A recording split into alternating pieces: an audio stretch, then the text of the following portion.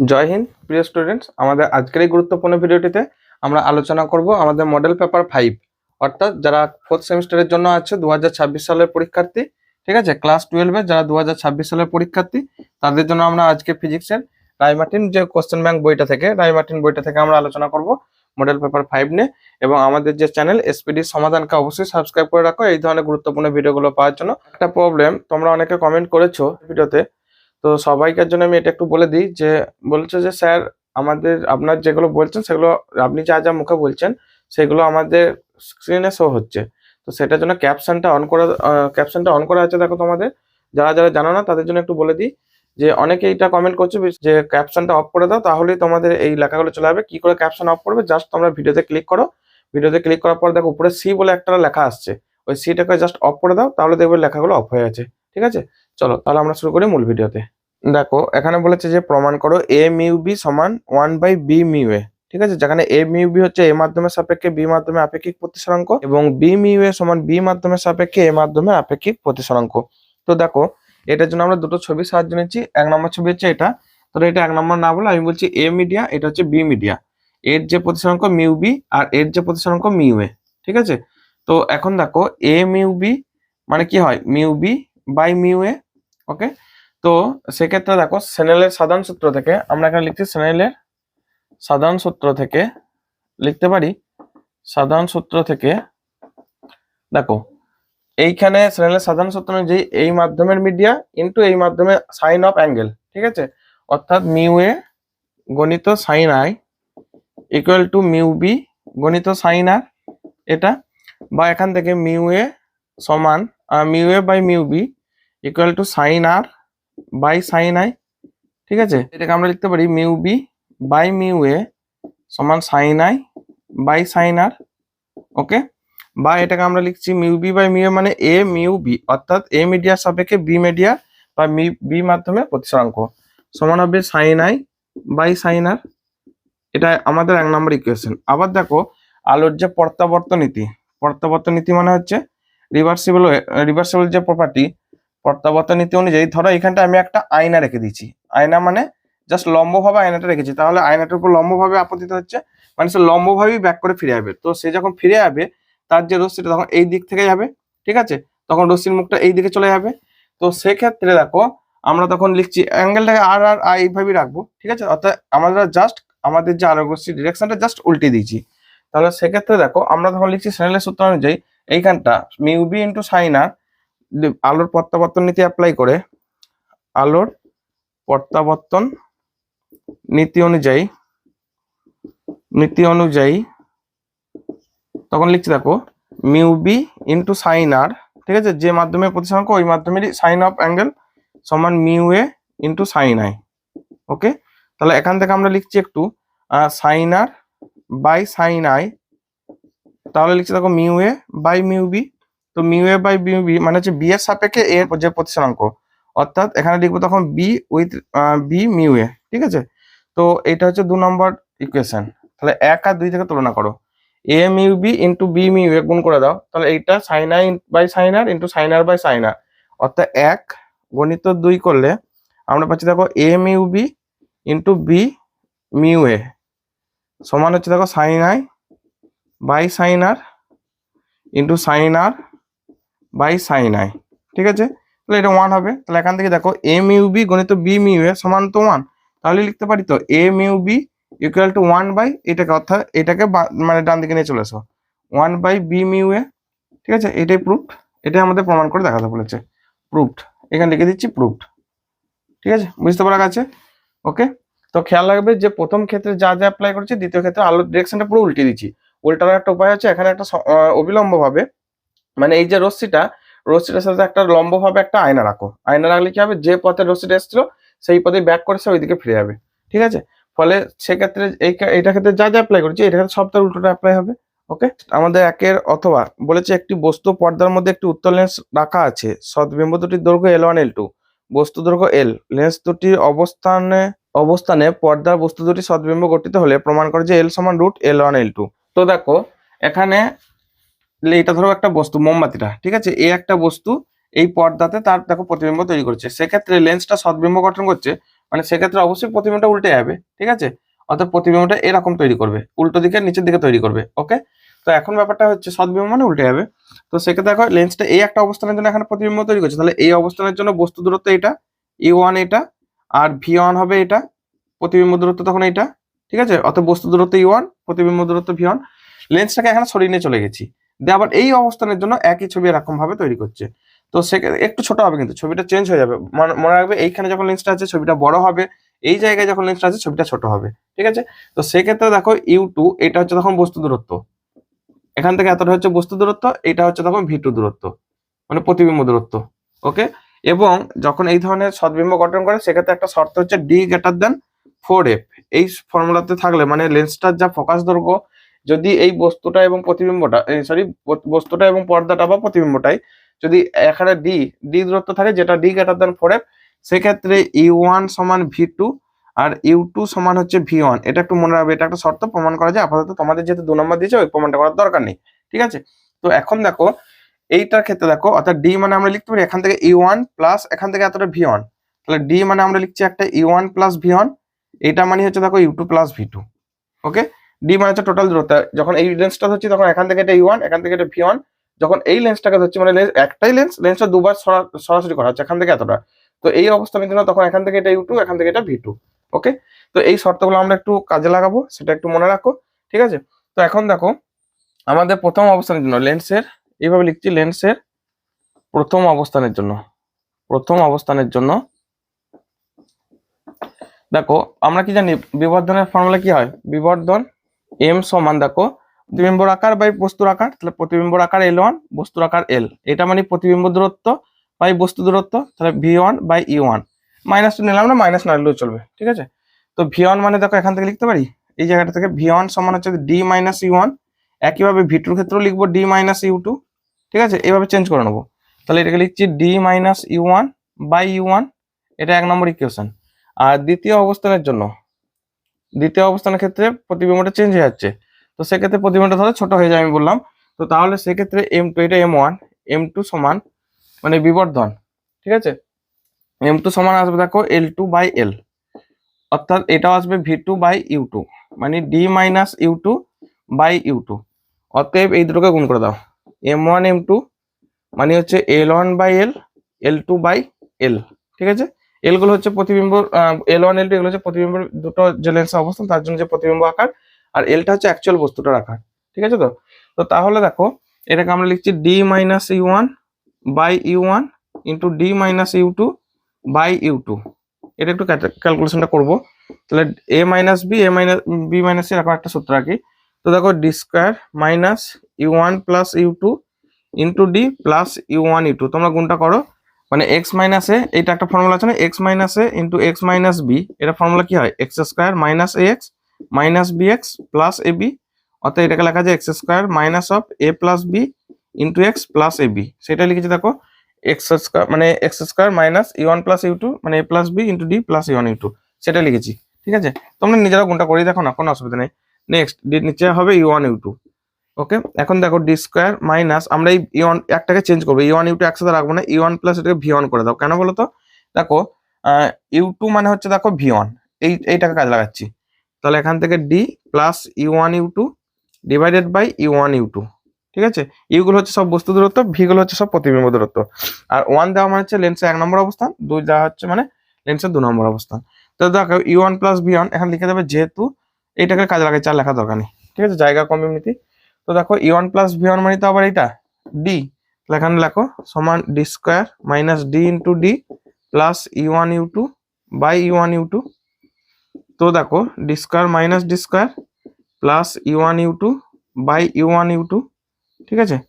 তো সেক্ষেত্রে দেখো এটাকে লিখছি E1 U2 by E1 U2 সমান তো 1, তাহলে কি পেলাম এই জায়গাটা এখানটা মানে হচ্ছে 1, ঠিক আছে। তাহলে অতএব L1 L2 by L square equal to 1, তাহলে L স্কোয়ার সমান L1 L2 বা এখান থেকে L সমান রুট L1 L2, অর্থাৎ বস্তুর যে আকার সেটা হবে তার দুটো ক্ষেত্রে যে প্রতিবিম্ব আকার পেলাম তাদের রুটের গুণফলের সমান, মানে গুণফলের রুটের সমান, ঠিক আছে, প্রুফড। ওকে, যেহেতু তোমাদের 2 নম্বর দিয়েছে এই প্রমাণটা যেন করতে যাও না, তাহলে কিন্তু আরো বড় হবে। এই যে E1 সমান V2 U2 সমান V1 এই প্রমাণ দেখাতে হবে না, যদি আরো 2 নম্বর দিত তাহলে মানে খেটে লাভ আছে, ঠিক আছে। অর্থাৎ ওরা যখন মাল করে ছাড়বে মানে পয়সা ছাড়বে মানে তোমাদের নাম্বার ছাড়বে আর কি, তোমরা সেই পরিমাণে লেবার দেবে, তার বেশি দিতে যাও না, তাহলে কিন্তু বিপদে পড়বে।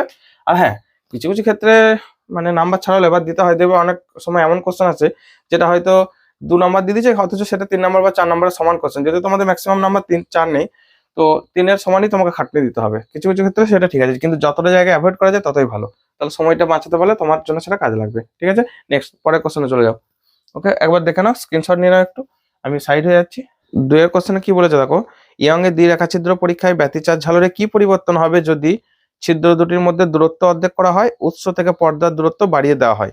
অর্থাৎ ধরো এই দুটো হচ্ছে উৎস, ঠিক আছে, এটা একটা উৎস, এটা একটা উৎস, এটা S1, এটা S2, ওকে, এটা একটা উৎস, জাস্ট এইভাবে দেখাচ্ছি, এটা একটা উৎস। এই দুটো থেকে আমাদের যে ব্যতিচার ঝালর সৃষ্টি করেছে, এই জায়গাটা একটা ধরো ঝালর সৃষ্টি করেছে, মানে এই যে পর্দাটা, ঝালরগুলোকে আমরা এইভাবে দেখাচ্ছি, অন্ধকার পট্টিটা হচ্ছে যে ডবাটা, আর যে উঁচুগুলো এইগুলো হচ্ছে উজ্জ্বল পট্টি, ঠিক আছে, এই জায়গাগুলো উজ্জ্বল পট্টি, আর এই যে ডবাগুলো মানে নিচের যে যেটা বলা হয় তরঙ্গ পাত আর কি, তো সেই তরঙ্গ পাতগুলো হচ্ছে এখানে আমাদের জন্য হচ্ছে অন্ধকার পট্টি। তো এখন যদি যে ঝালরগুলো তৈরি করছে, যে সেন্ট্রাল পজিশনটা, এটা ধরো সেন্ট্রাল পজিশন, যেখানে উজ্জ্বল পট্টি তৈরি করবে, ঠিক আছে, এই জায়গাটা, তো সেক্ষেত্রে যখন মিলিত হয় এইভাবে মিলিত হয়, অর্থাৎ তারা সমদশায় মিলিত হয়, কারণ এখানে পথ পার্থক্য থাকে না সাধারণত, ঠিক আছে। এটা হচ্ছে আমাদের মাঝের যে পজিশনটা মোটামুটি মিডলে এসছে, আর এটা হচ্ছে খানিকটা ডিস্টেন্সে, ওকে। এখন কি বলছে দেখো, এই দুটোর মধ্যে ডিস্টেন্স হচ্ছে ছোট হাতের ডি, আর এই পর্দা থেকে উৎসের ডিস্টেন্স হচ্ছে বড় হাতের ডি। তাহলে যদি ল্যামডা তরঙ্গ দৈর্ঘ্যে আলো ব্যবহৃত হয়, সেক্ষেত্রে বিটা সমান হচ্ছে ঝালর প্রস্থ। ঝালর প্রস্থ এর যে ফর্মুলা হয় ল্যামডা বড় মামা বাই ছোট মামা, এইভাবে মনে রাখতে বলেছি। ল্যামডা বড় মামা বাই ছোট মামা, মানে বড় মামার স্থান উপরে, সম্মানের দিক থেকে সে উপরেই থাকবে, ঠিক আছে। তাহলে বড় ডিটা উপরে থাকবে, নিচে ছোট ডিটা। যদি ছিদ্র দুটির মধ্যে দূরত্ব অর্ধেক করা হয়, অর্থাৎ সেক্ষেত্রে বিটা প্রাইম সমান দেখো লিখতে পারি ল্যামডা ডিটা একই আছে ডি প্রাইম, মানে ল্যামডা ডিটা একই আছে, ডি প্রাইম মানে ডি বাই 2, তাহলে এটা হবে 2 into lambda D by D মানে 2 বিটা। তাহলে 2 বিটা মানে কি 2 গণিত ঝালর প্রস্থ, ঠিক আছে, ঝালর প্রাথমিক প্রস্থ। তো তার মানে কি হলো, অর্থাৎ আগের যে ঝালর গুলো ছিল তার থেকে ডবল হয়ে যাবে, মানে তার থেকে দ্বিগুণ হয়ে যাবে, বোঝা গেল কথাটা। তার মানে ঝালর দ্বিগুণ মোটা হবে।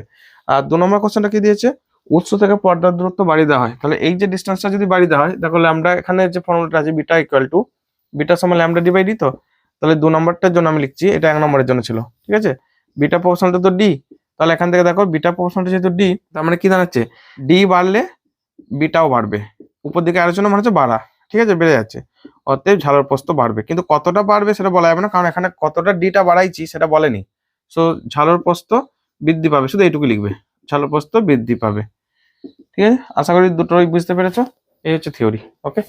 আচ্ছা, এটা অ্যারো চিহ্নটা আর অবশ্যই আছে, মানে সেটাকে অ্যারো চিহ্ন, যদিও আমাদের এখানে তরঙ্গের আকার ব্যাপারটা আসছে, কিন্তু আঁকার ক্ষেত্রে আলাদা করে সে আঁকতে হবে, না হলে আঁকাটা কঠিন হয়ে যাবে, ঠিক আছে। পরের কোশ্চেন দেখো, মানে 2-এর অথবা, এখানে কোশ্চেনটা কি বলেছে, একটি বস্তুকে সরল অনুবীক্ষণ যন্ত্রের সাহায্যে প্রথমে লাল আলোয় এবং পরে নীল আলোয় দেখা হচ্ছে, কোন ক্ষেত্রে বিবর্ধন বেশি পাওয়া যাবে। খুব সুন্দর কোশ্চেনটা বলছে সরল অনুবীক্ষণ যন্ত্রের বিবর্ধন। তো সরল অনুবীক্ষণ যন্ত্রে আমি আর অনুবীক্ষণ যন্ত্র রাখছি না, ঠিক আছে।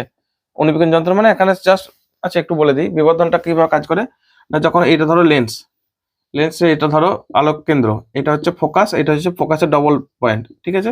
অনুরূপভাবে এইদিকে ধরো এটা ফোকাস, এটা হচ্ছে ডবল পয়েন্ট, মানে সেম ডিস্টেন্সে থাকবে। তো যখন এই এফ আর ও এর মধ্যে মানে ফোকাস আর আলোক কেন্দ্রের মধ্যে যখন বস্তু থাকে, অর্থাৎ এইদিকে বস্তু রাখছি, যখন আমরা আতস কাচ দিয়ে কিছু দেখি তখন পিছন দিকে ওর মধ্যেই বস্তুটাকে রাখতে হয়, মানে এই দুটো পয়েন্টের মধ্যে রাখতে হয়। তো সেক্ষেত্রে যেটা সমান্তরালে পাস করবে সে ফোকাস দিয়ে পাস করবে, যদি একটু সাইড হয়ে গেছে, ঠিক আছে। আর যেটা আলোক কেন্দ্র দিয়ে পাস করবে সেটা এইভাবে ছড়িয়ে যাবে, ঠিক আছে, এদেরকে এইদিকে আর কোথাও মিট করবে না, ছড়িয়ে যাচ্ছে। তো এখানে রশ্মিটা একটু আঁকাটা ভুল হয়েছে, এটাকে ঠিক করে নি, এই জায়গাটা ফোকাস ছিল, তো তাহলে এই জায়গাটাতে, ঠিক আছে, এদেরকে যখন ব্যাকে ডট ডট করে বাড়ানো হবে মনে হবে যেন ওই জায়গা থেকে আসছে। তো আমরা বোর্ডে তো করছে না, দেখতে পাচ্ছ মোটামুটি এই জায়গাতে কোথাও একটা মিট করবে, এই জায়গাতে ওই একই ডিরেকশনে তার একটা প্রতিবিম্ব, বিবর্ধিত প্রতিবিম্ব গঠন করে, ওকে। এটা হচ্ছে সরল অনুবীক্ষণ যন্ত্রের নীতি। তো সেক্ষেত্রে এখানে কি বলেছে, কোশ্চেনটা দিয়েছে দেখো যে কোন ক্ষেত্রে বিবর্ধনটা বেশি হবে, এই লেন্সটাতে যে লাইটটা ব্যবহার করবো, তো সেক্ষেত্রে সরল অনুবীক্ষণ যন্ত্রের জন্য অনুবীক্ষণ যন্ত্রের বিবর্ধন, দেখো ফর্মুলা হয় m equal to 1 plus d by f, ঠিক আছে, m equal to 1 plus d by f. ডিটা হচ্ছে ন্যূনতম ডিস্টেন্স, যেটা আমাদের চোখের যে নিকট বিন্দু, এফটা হচ্ছে লেন্সের ফোকাস দৈর্ঘ্য। এখন খেয়াল করো, lambda r greater than lambda blue, b for blue, ঠিক আছে, আর আর ফর রেড মানে লাল লাইট। তো লাল লাইটের তরঙ্গ দৈর্ঘ্য বেশি। কচির ফর্মুলা অনুযায়ী কি জানি, কচির ফর্মুলা আমি হালকা করে লিখছি এগুলো। কচির ফর্মুলা অনুযায়ী আমরা কি জানি, mu equal to A plus B by lambda square, তাই তো? তাহলে এখান থেকে বলতে পারি mu proportional to 1 by lambda square. তার মানে কার মিউটা বেশি হচ্ছে, দেখো ল্যামডা আরটা বেশি যখন, তাহলে মিউটা তার উল্টোটা হবে, অর্থাৎ মিউ আর লেস দ্যান মিউ বি। বোঝা গেল? আবার লেন্স মেকার্স ফর্মুলা থেকে কি জানি, lens makers formula, lens maker, আচ্ছা এটা লেন্স মেকার ফর্মুলা। তো সেক্ষেত্রে দেখো আমরা জানি 1 by f equal to mu minus 1 into 1 by r one minus 1 by r two. R one r টুটা হচ্ছে লেন্সের যে দুটো পৃষ্ঠ তার যে বক্রতা ব্যাসার্ধ, ঠিক আছে? তাহলে এখান থেকে কি দাঁড়াচ্ছে, 1 by f proportional to mu, আবার mu proportional to 1 by lambda square. Okay, আর ল্যামডার ক্ষেত্রে তাহলে আমরা কি বুঝলাম, যে f proportional to lambda square, f proportional to lambda square মানেই দাঁড়াচ্ছে actually f proportional to lambda, অর্থাৎ যার ল্যামডা বেশি তার এফটা বেশি হবে, যে কারণে F of red greater than F of blue, অর্থাৎ ফোকাসটা কার বেশি হচ্ছে, রেডের জন্য বেশি হবে। আশা করি তোমরা এতদূর ঠিকঠাক বুঝতে পেরেছো।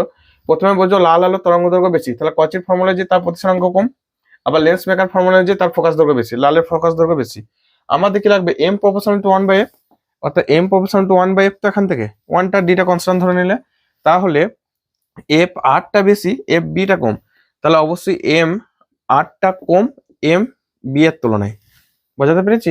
অর্থাৎ ফোকাস অফ রেড লাইটের বেশি, আর যার ফোকাস বেশি তার এমটা কম হবে, তাহলে বিবর্ধন বা ম্যাগনিফিকেশন অফ রেড লাইট অবশ্যই কম। অতএব নীল আলোর বিবর্ধন বেশি। তোমরা একটু বলি একটা কথা, বিবর্ধন বেশি। আমি তো এখানে কোশ্চেনগুলো শুধু প্র্যাকটিস করাচ্ছি, মানে এটা নয় যে শুধু সেই বাংলা ইতিহাসের মতো মুখস্থ বলে দিলাম হয়ে গেল, সেটা নয়। তোমাদেরকে কনসেপ্টটা ক্লিয়ার করতে হবে, কনসেপ্টটা বুঝতে হবে। ফিজিক্স পড়ছো বলে কথা, অন্য কিছু নয় কিন্তু, ঠিক আছে? তার জন্য আমি এত ভেঙে ভেঙে বললাম। বাট পরীক্ষায় যদি তোমার হাতে টাইম না থাকে, মোটা এত খাটতে হবে না। আমি খাটছি ঠিক আছে, আমি তোমাদের জন্য খাটছি, তুমি কার জন্য খাটবে? শুধু নিজের নাম্বারটুকু নেওয়ার জন্য খাটবে, তার বেশি খাটতে যাও না, ঠিক আছে? এখন খাটো, এখন ছেড়ে পড়াশোনা করো, এখন জানার জন্য পড়ো, বোঝার জন্য পড়ো, এখন যা খাটছো ছেড়ে খাটো। কিন্তু পরীক্ষার টাইমে যেটা লিখবে ডিটেলসে, সেটা টাইম অনুযায়ী লিখবে। তো দেখো, যদি তোমার হাতে টাইম থাকে তুমি অবশ্যই ডিটেলসে এত কিছু লিখবে, ঠিক আছে? যদি তোমার হাতে টাইম থাকে, যদি না থাকে সিম্পল এই যে একটা লাইন লিখেছি না, যেটা আমি বক্স করে দিচ্ছি, দেখো এই লাইনটার বেশি আর কিচ্ছু খাটতে যাবে না, যে নীল আলোর বিবর্ধন বেশি। আর তোমাকে তো দেবে মেরে কেটে 1 নাম্বার, সো ওখানে নাম্বার কাটার কোনো জায়গা নেই। যদি হ্যাঁ 2 নাম্বার দিত তুমি খাটতে পারো। আবারও বললাম, যদি টাইম থাকে অবশ্যই খাটবে, না হলে নয়, ঠিক আছে? পরের কোশ্চেন যাও। বলছে 2 এর বি প্রজেক্টর লেন্স হিসেবে কি ধরনের লেন্স ব্যবহৃত হয়? এটা অ্যান্সারটা এখানে লিখে দিচ্ছি। 2 এর b or b projector lens, মানে তোমরা সিনেমা দেখো তো, প্রজেক্টর লেন্স হিসেবে উত্তল লেন্স ব্যবহৃত হয়।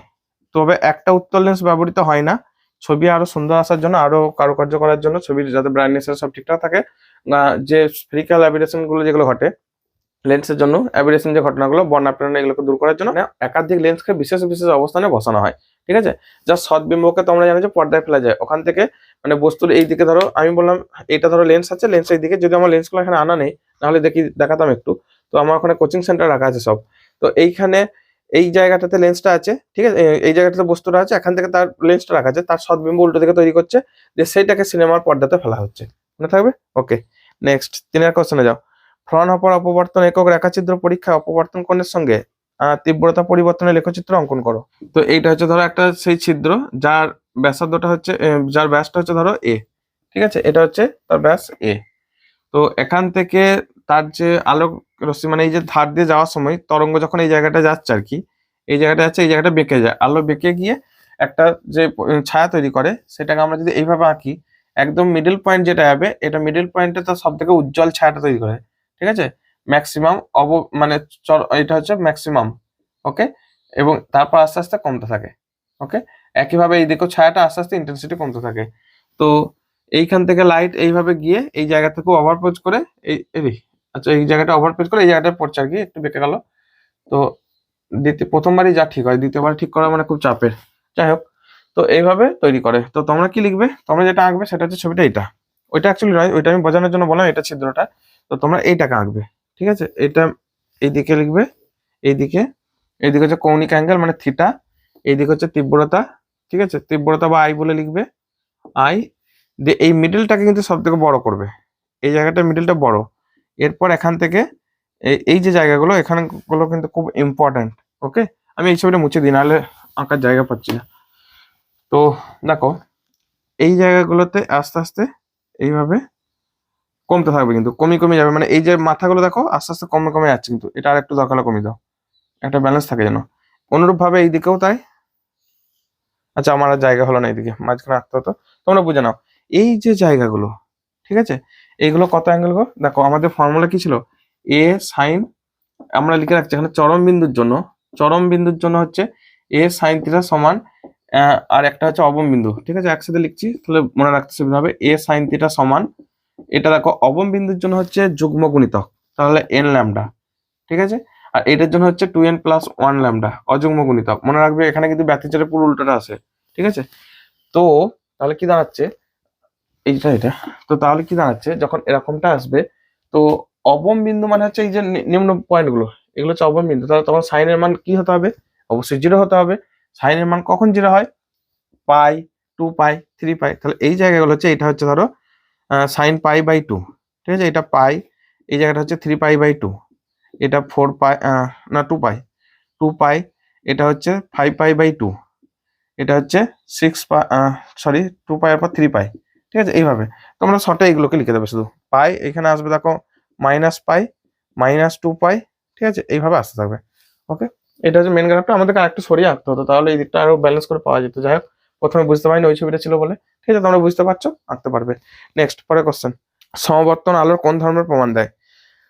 3-এর বি, আমি এখানে লিখে দিচ্ছি 3-এর বি, সমবর্তন একমাত্র এই ঘটনাটাই বোঝায় যে আলো হচ্ছে তির্যক তরঙ্গ, সে তড়িৎচুম্বকীয় তরঙ্গ, ঠিক আছে, কিন্তু যে তির্যক তরঙ্গ, আর মনে রাখবে তির্যক তরঙ্গের জন্য দু রকম তরঙ্গ হয়, একটা হচ্ছে অনুদৈর্ঘ্য, একটা হচ্ছে তির্যক। অনুদৈর্ঘ্য তরঙ্গটা যেমন শব্দ, অর্থাৎ ধরো আমি বললাম যে এই একটা স্প্রিং, ঠিক আছে, এই স্প্রিংটা আমি এই দিকে দুলিয়ে ছেড়ে দিলাম, এখানে বাঁধা আছে, তো সেই বরাবর দোল খেতে হবে এই বরাবর, তো তার তরঙ্গটা এক জায়গায় খুব ঘন হয়ে যাবে, আবার এক জায়গায় পাতলা হবে, এক জায়গায় ঘন হবে আবার পাতলা হবে, তার মানে কি ঘন পাতলা, অর্থাৎ এই যে পাতলা গুলো হচ্ছে তনু ভ্রমণ, ঘনগুলো হচ্ছে ঘনী ভ্রমণ, তো এইভাবে ওই বরাবরই আসা করবে, এটা হচ্ছে অনুদৈর্ঘ্য তরঙ্গ। আবার ধরো, আচ্ছা এই ছবিটা মুছে দিলাম, তো মুছে দিলে ভালো হতো, একটা ধরো তার, এই তারটা টান টান অবস্থায় বাঁধা আছে দুদিকে, ঠিক আছে, দেখতে পাবে দেখো, তো এটাকে দুম করে বেরিয়ে দেওয়া হলো, তাহলে সেইভাবে তরঙ্গটা ওঠানামা করে যাতায়াত করবে, তো তরঙ্গটা ওঠানামা করছে মানে কি এই বরাবর, আর যাচ্ছে অ্যাকচুয়ালি এই বরাবর যাচ্ছে, এই বরাবর বা এই দিকে দিয়ে ফের আবার দেওয়ালে ধাক্কাকে ব্যাক করবে, বুঝতে পেরেছি। তো তাহলে দেখো এই যে জায়গাটা, এই দিকটা আর এই দিকটা, এই দুটোর মধ্যে পারপেন্ডিকুলার একটা সম্পর্ক রয়েছে না, মানে হচ্ছে যে তরঙ্গের বিস্তার এবং কণার যে কম্পন, তার যে বিস্তার, দুটো যদি পারপেন্ডিকুলার হয় মানে লম্ব হয় পরস্পর, সেটা হচ্ছে তির্যক তরঙ্গ। তাহলে সমবর্তন আলোর ক্ষেত্রে তির্যক তরঙ্গ ধর্মকে প্রমাণ দেয়, তির্যক তরঙ্গ এই প্রমাণটা দেয়, ঠিক আছে। আর এটা একমাত্র তির্যক তরঙ্গের ক্ষেত্রে হয়, কি বলে শব্দ, মানে যেমন ধরো অনুদৈর্ঘ্য তরঙ্গের ক্ষেত্রে কিন্তু এটা হয় না। আর 2 নম্বর কোশ্চেনটা হচ্ছে যে কারণে এই যে সমবর্তন মানে কি, আচ্ছা আলো কিভাবে আসে, আলো ই ভেক্টর আর বি ভেক্টর, এটা ধরো ই ভেক্টর মানে তড়িৎ ভেক্টর, আর এটা চৌম্বক ভেক্টর, দুটো যে পারস্পরিক প্রতিক্রিয়া, এইটার প্রভাবেই সেইভাবে আসা যা করতে থাকে, দিয়ে এই বরাবর সে একটা তরঙ্গ আকারে ছাড়ে, শক্তি আকারে সেটা বেরিয়ে যাচ্ছে। যাই হোক, এখানে খুব একটা ভালো বুঝতে পারবে না, শুধু বোঝানো যে একটা হচ্ছে এই দেওয়াল বরাবর যাচ্ছে, একটা মেঝে বরাবর যাচ্ছে তরঙ্গটা, ঠিক আছে, এইভাবে বেরিয়ে আসছে। তো এখানে আমি আলাদা কালার ইউজ করলে বুঝতে পারছি, যাই হোক অসুবিধা হবে না, আমি মেন এগুলো অ্যাকচুয়ালি এক্সট্রা বলছি বলে এগুলো অত ভালো করে বোঝাতে যায়নি, যেগুলো মেন জায়গায়, যেটা তোমাদের পরীক্ষা কোশ্চেন সেটাকে আগে ঠিক করে দেবো, ঠিক আছে। নেক্সট, পরের কোশ্চেন চলে যাও। 3-এর অথবা, কোনো বস্তুর অবতল দর্পণে মেরু ও ফোকাসের ঠিক মধ্যবিন্দুতে রাখলে বিবর্ধন কত হবে নির্ণয় করো। আচ্ছা, অবতল দর্পণ, মেরু ও ফোকাস, ওকে, যদিও ছবিটা তোমাদের লাগবে না, আমি জাস্ট বোঝাবার জন্য একবার বলছি। এটা ধরো একটা অবতল দর্পণ, ঠিক আছে, অবতল দর্পণ চোখে দেখেছো তো, না দেখলে ল্যাবে একবার দেখে নেবে, আমার যদি সম্ভব হয় আমি একবার ক্যামেরার সামনে এনে দেখাবো তোমাদের, উত্তল দর্পণ অবতল দর্পণ কি করে সদ্বিম্ব পর্দায় পড়ছে, তারপর উত্তল লেন্সের সাহায্যে সদ্বিম্ব কিভাবে পর্দায় পড়ছে, সেগুলো একটু দেখানোর চেষ্টা করবো। ওকে, তোমরা কমেন্ট করো, যদি কমেন্ট করে বলো তখন আমি মানে আনার ব্যবস্থা করবো, ঠিক আছে। এখন দেখো সবই আছে, আলোকের যন্ত্রপাতিগুলো সবই আছে, আমার কোচিং সেন্টারে রাখা আছে অ্যাকচুয়ালি, সেই জন্য এখানে নাই বলে আনা হয়নি। ওকে, তো এখন হচ্ছে এটা ধরো এফ, আর এফ এর সমান দূরত্বে সি লিখবে, মানে বক্রতা কেন্দ্র, ঠিক আছে। তো এর ঠিক মিডল পয়েন্টে বলছে বস্তুটা রাখা আছে। এখন আমরা কি জানি, আমরা একটা ছবি এঁকে আগে বোঝাচ্ছি, তারপর সূত্র ধরে আসবো, যেটা সমান্তরাল হবে সে ফোকাস দিয়ে পাস করবে, ওকে। আর যেটা এখান থেকে যেটা এই দিকে যাবে, ঠিক আছে, সি দিয়ে যাবে, সে সি দিয়ে এইভাবে পাস করবে, ও আচ্ছা আচ্ছা এই দিকে যাবে, ওকে, তো এইভাবে আসবে। এখন এদেরকে যদি মিট করানো হয়, এই পিছন দিকে কত একটা মিট করবে, দিয়ে সদ্বিম্ব গঠন করে এই জায়গাটা, ঠিক আছে। তার যে বিবর্তনটা কত হবে, মানে বস্তু সাপেক্ষে খেয়াল করেছো কি, প্রায় আমি এইটাই ছবি দেখে দেখার চেষ্টা করছিলাম, যে দেখো আমরা যদি ঠিকঠাক ছবি আঁকি, দেখো মোটামুটি ছবি হয়ে যায়, ওকে। মানে আমি এখন অঙ্কটা করিনি, অঙ্কটা সূত্র ধরে করব, ঠিক আছে? তোমাদের জাস্ট কনসেপ্টটা বোঝানোর জন্য। খেয়াল করো প্রায় ডবল হয়ে গেছে, বোঝাতে পেরেছি? এর ঠিক মাঝখান করে তাহলে যদি আমি চোখে হাতে এঁকেছি, কোনো স্কেলার ইউজ করিনি, তাতে দেখো প্রায় ডবল হয়ে গেছে। আশা করি তোমরা বুঝতে পারছো কি বলতে চাইছি। তার মানে বিবর্ধনটা 2 আসবে, এরপর সেটা আমরা সূত্র ধরে প্রমাণ করব, ঠিক আছে? তো দেখো এখানে কিভাবে প্রমাণটা করছি, প্রথমে 1/v plus 1/u equal to 1/f। একটু আগেই তো ছবিটা এঁকেছিলাম, ছবির বাঁ দিকে সব থাকবে, মানে ফোকাস, বক্রতা কেন্দ্র, বস্তু সব বাঁ দিকে, যে কারণে এফটাও নেগেটিভ, ঠিক আছে? নেগেটিভ, ভিটাও নেগেটিভ, না ভিটা ডান দিকে তৈরি হয়েছিল, মানে বস্তুটা প্রতিবিম্ব ডান দিকে, তাহলে ভিটা হচ্ছে পজিটিভ, ওকে? এক্স অক্ষের ডান দিক পজিটিভ ধরি তো, আর ইউটা হচ্ছে নেগেটিভ, ইউটা নেগেটিভ। তো আমাদের কিছু দিয়েছে এখানে, কিছু তথ্য তো দিয়ে দিয়েছে যে ফোকাস আর মেরুর মাঝখানে রাখছি, তাহলে ইউটা কত হবে, ঠিক ফোকাসের হাফ হয়ে যাবে। অর্থাৎ এই যে জায়গাটা, ভালো করে বোঝো, এই যে জায়গাটা এটা হচ্ছে ধর ফোকাস বিন্দু, মানে এই ও থেকে এফ পর্যন্ত হচ্ছে ছোট হাতের এফ, ঠিক আছে? এর ঠিক মিডল পয়েন্টে রাখা মানে এই জায়গাটা হচ্ছে f/2, f/2 সেটাই বলেছে। তাহলে এখানে একটু বসিয়ে দাও, 1/ভিটা কত তৈরি হবে আমরা জানি না, 1/ভি প্লাস এটা হচ্ছে 1/, এটা মাইনাস হবে, ঠিক আছে? মাইনাস f/2 সমান মাইনাস 1/f, কারণ অবতল দর্পণে অবতল বললেই উত্তল, মানে অবতল লেন্স হোক, অবতল দর্পণ হোক, অবতল বললেই মনে হবে ফোকাস গুলো নেগেটিভ ধরবে, উত্তল বলে তখন পজিটিভ ধরবে। তাহলে এখান থেকে দেখো 1/ভি সমান, আচ্ছা এটা 2/f হয়ে যাবে, বাঁ দিকে গেলে প্লাস মাইনাস 1/f সমান দেখো 1/f। তাহলে এখান থেকে কি পাচ্ছি, ভি সমান এফ, অতএব এম সমান v/u মাইনাস v/u, ভি মানে হচ্ছে এফ, ইউ মানে হচ্ছে f/2, ঠিক আছে? ও ঠিক আছে। তো দেখো তাহলে ভি সমান পেলাম এফ, দেখো পজিটিভ পেয়েছি মানে হচ্ছে বস্তুটা এই ঠিক এই দিকে ডান দিকে তৈরি করবে, ডান দিকে এই আর এক্স অ্যাক্সিসের ডান দিক, এটা ধরো মিডল পয়েন্ট, এটা ও বিন্দু, মানে এই যে মেরুটা এটাকে ও ধরো, এক্স অক্ষের ডান দিকে গেলে পজিটিভ, ঠিক আছে? বাঁ দিকে গেলে নেগেটিভ, তো বস্তুটা ডান দিকে তাই পজিটিভ, সরি প্রতিবিম্বটা ডান দিকে পজিটিভ, বস্তুটা বাঁ দিকে নেগেটিভ, তাই আমরা এখানে ইউটাকে নেগেটিভ, ভিটাকে পজিটিভে ভাববো। তো দেখো তাহলে এম সমান মাইনাস v/u, এর মানে হচ্ছে দেখো ইউ মানে হচ্ছে মাইনাস f/2 আর ভি মানে হচ্ছে শুধু এফ, আমরা সেটাই পেলাম, ভি সমান এফ, ইউ মানে হচ্ছে মাইনাস f/2, এখানে লিখেছি না এই জায়গাটা, ইউ সমান মাইনাস f/2। তো বসিয়ে দাও, তাহলে এটা আসছে দেখো 2, তাহলে কি দাঁড়ালো, এফ এফ কেটে আছে, মাইনাস মাইনাসে প্লাস, মানে +2, এর মানে কি দাঁড়াচ্ছে, তাহলে এম সমান হচ্ছে +2, ওকে? অর্থাৎ প্রতিবিম্বটা ডান দিকেই তৈরি হচ্ছে, অসৎ বিম্ব, এটা অসৎ বিম্ব, ডট ডট করে টেনেছিলাম মনে করো, আর +2 বিবর্ধন মানে হচ্ছে সমশীর্ষ, ওকে? তো এখানে মনে হচ্ছে কোশ্চেনের অ্যান্সারটা একটু ভুল রয়েছে, চেক করে নিচ্ছি। কোনো বস্তুকে অবতল দর্পণে মেরু ও ফোকাসের ঠিক মধ্যবিন্দুতে রাখলে বিবর্ধন কত হবে নির্ণয় করো। এখানে অ্যান্সারটা দিয়েছে -2, -2 হবে না, +2। আর ওরা যদি মাইনাস ধরে তাহলে মনে রাখবে যে শুধু v/u হচ্ছে, এমটাকে v/u ধরে এখানে মাইনাস আসছে, ঠিক আছে?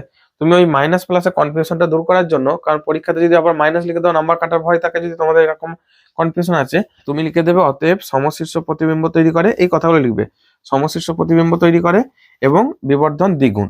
তো তারপর মাইনাস প্লাসটা দেওয়ার দরকার নেই, মানে এটা হচ্ছে এক প্রকার চালাকি বুদ্ধি, ঠিক আছে? যে মাইনাস এলো না প্লাস এলো, তো সেক্ষেত্রে ভয়টা যাতে না থাকে, অতএব সমশীর্ষ প্রতিবিম্ব সমশীর্ষ ও দ্বিগুণ বিবর্ধিত প্রতিবিম্ব তৈরি করবে, দ্বিগুণ বিবর্ধিত। এরপর স্যার বুঝে নেবে প্রতিবিম্ব, ঠিক আছে?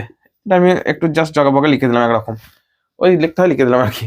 স্যার বুঝে নেবে যে হ্যাঁ ছেলেটার অ্যান্সারটা ঠিক করেছে, পুরো বুঝেছে এবং ঠিকঠাক করেছে। সো মাইনাস না প্লাস, এটা মানে খতরনাক জিনিস একটা, খুব বাজে। কারণ আমরা জেনারেলি যেটা করি, সমশীর্ষ প্রতিবিম্বের ক্ষেত্রে এমটাকে পজিটিভ আর অবশিষ্টর ক্ষেত্রে এমটাকে নেগেটিভ ধরি, সেটাই অনুযায়ী। কোনো কোনো ক্ষেত্রে অনেক জায়গায় উল্টো পাল্টা ধরে ফেলে, অনেক বইতে আরে, সেই জন্য কনফিউশন যাতে না থাকে সেই জন্য এটাই করবে। ওকে, পরের কোশ্চেনে যাও। প্রদত্ত চিত্রে আলোক তড়িৎ ক্রিয়া সম্পর্কিত একটি পরীক্ষায় নিঃসৃত ইলেকট্রনের সর্বোচ্চ গতিশক্তি ও কম্পাঙ্কের পরিবর্তনের লেখচিত্র দেখানো হয়েছে। সূচনা কম্পাঙ্ক আর প্ল্যাঙ্কের ধ্রুবক নির্ণয় করতে বলেছে। ওকে, তো দেখো এরকম একটা গ্রাফ দিয়েছে, তো এই গ্রাফটা থেকে আমাদের গতিশক্তি ভার্সেস নিউ মানে কম্পাঙ্কের একটা গ্রাফ দিয়েছে, ঠিক আছে? এখানে জানতে চেয়েছে আমাদের যে প্রারম্ভ কম্পাঙ্ক নিউ 0, আর জানতে চেয়েছে প্লাঙ্ক ধ্রুবক এইচ এর মানটাকে বার করতে হবে, ঠিক আছে? এই গ্রাফটাকে আমাদের এক কাজ করো, আমাদের যে ট্র্যাডিশন গ্রাফটা সেটাকে ফলো করো। ট্র্যাডিশন গ্রাফটা মনে আছে এইচ নিউ সমান W0 প্লাস ই ম্যাক্স, এটা মনে আছে। অর্থাৎ আমাদের এই নিউ কম্পাঙ্কের কোনো ফোটন কণা যুক্ত কোনো আলোক রশ্মি, মানে ফোটন কণা এসে পড়লো, তার জন্য কার্য অপেক্ষক যেটা, সেটাকে ওভারকাম করে বাকি যে ইলেকট্রনগুলো বের হবে ধাতব পদার্থ থেকে, সেটা হচ্ছে ম্যাক্সিমাম যে এনার্জি নিয়ে বের হবে ই ম্যাক্স। এখন খেয়াল করো এটাকে যদি আমরা একটু এইভাবে প্লট করি, অর্থাৎ ই ম্যাক্স সমান E max equal to h nu minus W0, okay? তো তাহলে এটাকে বসানো যায় y equal to mx plus c, এই যে সরলরেখার মধ্যে একটা সমীকরণ আছে না, তাহলে এই যে কাট করেছে এই কাটগুলো তাহলে কি প্রকাশ করবে গো? দেখো W0 হচ্ছে সি বিন্দু, তাহলে এখান থেকে লিখে দাও W0 সমান হচ্ছে এখানে কি কিলো জুলেতে প্রকাশ করেছে, তাহলে এটা -2 একক। প্রত্যেক ঘরের জন্য হচ্ছে 10⁻−19 জুল, তাহলে 2 ঘরের জন্য কত হবে? 2 × 10⁻−19 জুল। আচ্ছা এখানে মাইনাস দেওয়ার দরকার নেই, কেন বলো তো? এই জায়গাটা মাইনাস আছে, তো তাহলে যদি লেখো তাহলে এখানে -2 লিখছো, মানে এই দিকটা -2 দিতে হবে কিন্তু, মানে আমি জাস্ট তুলনা করছি তো গ্রাফটা। তো তাহলে এখান থেকে দেখো W0 সমান 2 × 10⁻−19 জুল, আর W0 মানে আমরা কি জানি H নিউ 0 সমান হচ্ছে 2 × 10⁻−19 জুল। ঠিক আছে, এখান থেকে নিউ 0টা বার করা যাবে, 2 × 10⁻−19। H মানে হচ্ছে দেখো, আচ্ছা প্ল্যাঙ্ক কনস্ট্যান্টটা আমাদের আগে বার করে নিতে হবে, সেটা করার জন্য নতিটা বার করো। দেখো এইখানটা তুলনা করলে H এর সাথে H টা কি প্রকাশ করবে? M টা, মানে নতিটা। ঠিক আছে, নতি বার করবো কি করে? জাস্ট এই জায়গা থেকে ফলো করো, এখান থেকে এটা কতটা, তার বিনিময়ে এই যে ছেদিতাংশ এটা কত দিয়েছে, একটা মান দিয়েছে দেখো। তো দেখো এইখানে যে গ্রাফটা একটু জাস্ট গোলমাল হয়েছে, হালকা বাঁকেছে আর কি গ্রাফটা, অসুবিধা নেই। এই যে ছেদিতাংশটা বলেছে 3, তো নতিটা বার করার জন্য M সমান এখানে H তুলনা করো কার সাথে? এইটার সাথে তুলনা করো, M সমান H। ঠিক আছে, নতিটা বার করার জন্য দেখো, নতি মানে আমি যদি নাম দিই A B C, তাহলে নতি H সমান হচ্ছে tan থিটা, এটা ধরো থিটা। ঠিক আছে, tan থিটা মানে দেখো লম্ব বাই ভূমি, তো হ্যাঁ BC by AB, BC by AB। তো তাহলে দেখো BC মানে কত? B থেকে C, দেখো এখান থেকে এতটা 3 একক, 3 × 10⁻−19 বাই AB, A থেকে B কত? দেখো এইখানটা 3, 3 থেকে 8 মানে 8 - 3। ঠিক আছে, আর প্রত্যেক ঘরের জন্য 10⁻14 হার্জ, তাহলে 10⁻14। তো এটাকে একটু বার করে নাও, 10⁻14 19 33 আর 3/5 মানে হচ্ছে তোমার 3/5 মানে হচ্ছে 0.6 × 10⁻−33 জুল সেকেন্ডে আসবে। ঠিক আছে, মানে হচ্ছে 6 × 10⁻−34 জুল সেকেন্ড। দেখো একটা উত্তর পেয়ে গেছি, অর্থাৎ আমাদের যে প্ল্যাঙ্ক ধ্রুবক, আমি লিখি আর কোথায়, এই জায়গাটা লিখে দিচ্ছি। H এর মান নতিটা থেকে পেয়েছি, সেটা হচ্ছে 6 × 10⁻−34 জুল সেকেন্ড, এটা একটা অ্যান্সার। ওকে, তাহলে এই H এর মানটা এখানে বসাও, 6 × 10⁻−34 মান ক্যালকুলেট করো, 2 × 6 মানে 1 × 3 × 10⁻34 থেকে 19 বাদ দিলে 15, 10⁻15, তাহলে 1 × 3 মানে 0.33, এটা হবে 3.3 × 10⁻14 হার্জ। তাহলে এটা হচ্ছে প্রারম্ভ কম্পাঙ্ক নিউ 0। ঠিক আছে, নিউ 0টা হচ্ছে প্রারম্ভ কম্পাঙ্ক, এটা হচ্ছে প্ল্যাঙ্ক কনস্ট্যান্ট। একটু উত্তরটা মিলিয়ে নাও তো তোমরা, 3 × 10⁻14 হার্জ আর 6.67 10⁻−34। কিন্তু আমাদের দেখতে পাচ্ছি এই জায়গাটা পূর্ণ সংখ্যা এসছে, এই জায়গাটা দশমিকে এসছে, ওখানে উল্টোটা দিচ্ছে, এই জায়গাটা দশমিকে এসছে, এই জায়গাটা পূর্ণ সংখ্যা, কিভাবে কে জানে? আর এটা 6.67 তাহলে কিছু যায় আসে না, কারণ মাইনাস আছে না, অনেক কম মান। ওকে, পরে কোশ্চেন দেখো, একটি ইলেকট্রন ও প্রোটনের ডি ব্রগলি তরঙ্গ দৈর্ঘ্য সমান হলে কার গতিশক্তি বেশি হবে, কেন হবে? বাহ, ভালো কোশ্চেন, 4 অথবা। এখন দেখো ডি ব্রগলি তরঙ্গ দৈর্ঘ্য, ডি ব্রগলি তরঙ্গ দৈর্ঘ্য বা ওয়েভলেংথ, এটা মান কত হয়? তো সেটা হচ্ছে ল্যামডা সমান H/P, তাই তো? তাহলে P সমান আমরা জানি H/λ, আবার P মানে কি জানি, P² সমান হচ্ছে 2me, 2me। তাহলে এখান থেকে লিখতে পারি P সমান √2me, অর্থাৎ E সমান ½ mv², যে ফর্মুলা সেখান থেকে ব্যবহার করে ভরবেগ আর গতিশক্তি সম্পর্ক। তাহলে দেখো আমরা এখান থেকে আবার লিখছি √2me, √2me এই জায়গাটা থেকে সমান H/λ। তাহলে এখান থেকে ল্যামডা সমান H/√2me।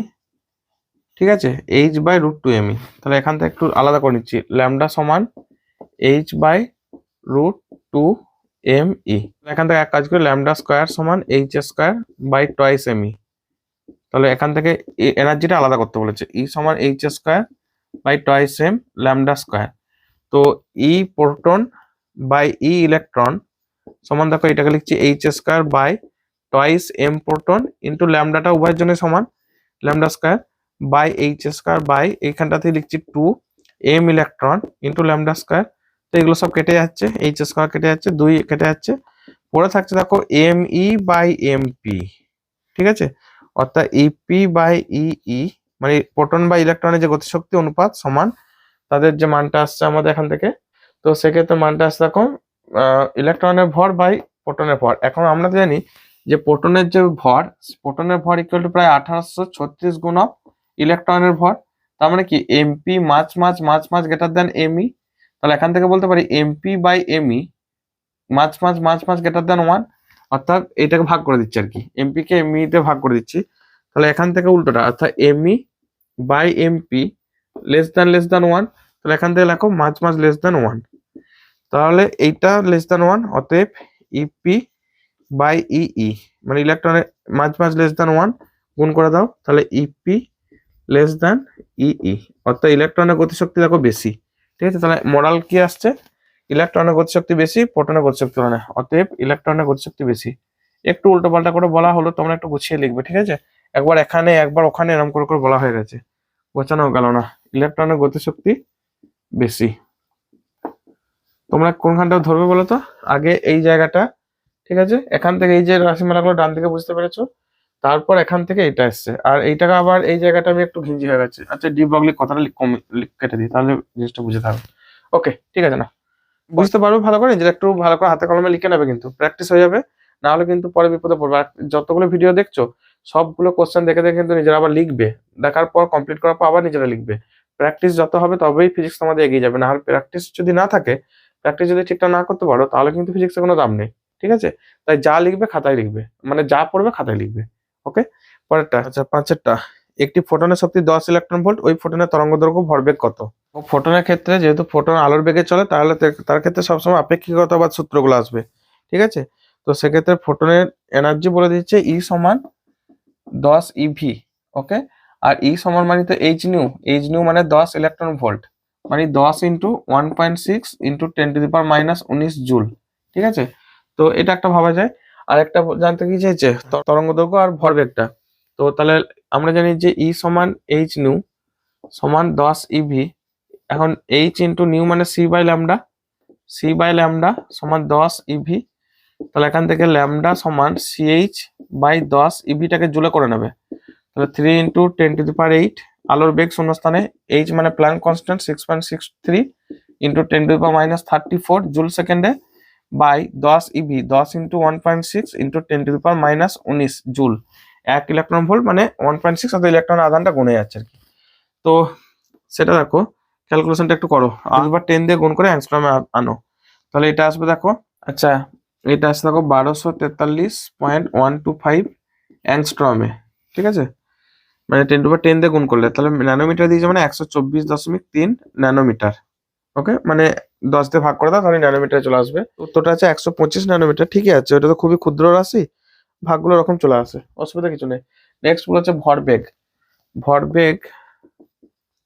তাহলে সেই যে ডি ব্রগলি তরঙ্গ, ল্যামডা সমান তো এইচ বাই পি, আচ্ছা এটাকে এক ধারা করে দিই, তাহলে পি সমান আসবে এইচ বাই ল্যামডা, মানে এইচ বাই ওই মানটা বসিয়ে দাও 124.3, যেহেতু এই উত্তরটা কাছাকাছি এসছে এটাও কাছাকাছি আসবে, তো 6.63 ইন্টু 10⁻34 বাই 124.3 ইন্টু 10⁻9 ন্যানোমিটার লিখেছি, মানে -9, এটা এসে দেখো 5.33 into 10⁻27 kg metre per second, মানে ভর ইন্টু বেগ, কেজি মানে ভর, মিটার পার সেকেন্ড মানে বেগ।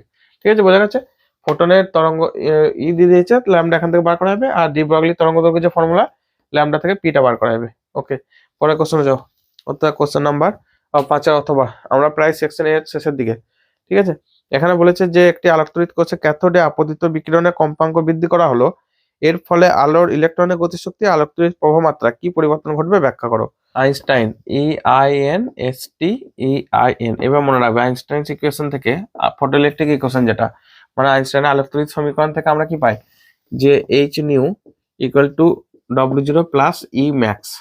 ঠিক আছে, তার মানে বুঝতে পারছি যে ই ম্যাক্স, W0টা যেহেতু constant, E max proportional to দেখো নিউ, অর্থাৎ ফোটনের যে কম্পাঙ্ক তার সাথে গতিশক্তি ডাইরেক্ট কিন্তু সমানুপাতিক বটে। ওকে, তাহলে এখান থেকে বুঝে নাও যে যদি আলোর ইলেকট্রনের গতিশক্তি কি পরিবর্তন হবে না, কম্পাঙ্ক যখন বৃদ্ধি করা হচ্ছে, অতএব কম্পাঙ্ক বৃদ্ধি করা হলে, কম্পাঙ্ক বৃদ্ধি পেলে ইলেকট্রনের গতিশক্তি বৃদ্ধি পাবে। এই ই ম্যাক্সটা হচ্ছে ইলেকট্রনের ম্যাক্সিমাম গতিশক্তি। ঠিক আছে, ইলেকট্রনের গতিশক্তি বৃদ্ধি পাবে। ওকে, গতিশক্তি বৃদ্ধি পাবে। ঠিক আছে, এটা। আর 2 নম্বর কি বলেছে, আলোক তড়িৎ প্রবাহ মাত্রা কি পরিবর্তন ঘটবে। দেখো আলোক তড়িৎ প্রবাহ মাত্রা কিন্তু কম্পাঙ্কের উপর ডিপেন্ড করে না। কম্পাঙ্ক যদি বাড়ে আলোর শক্তি বাড়ছে, মানে ফটন গুলো শক্তি বাড়ছে ঠিকই, কিন্তু তীব্রতা যদি বাড়ে, মনে রাখবে তীব্রতা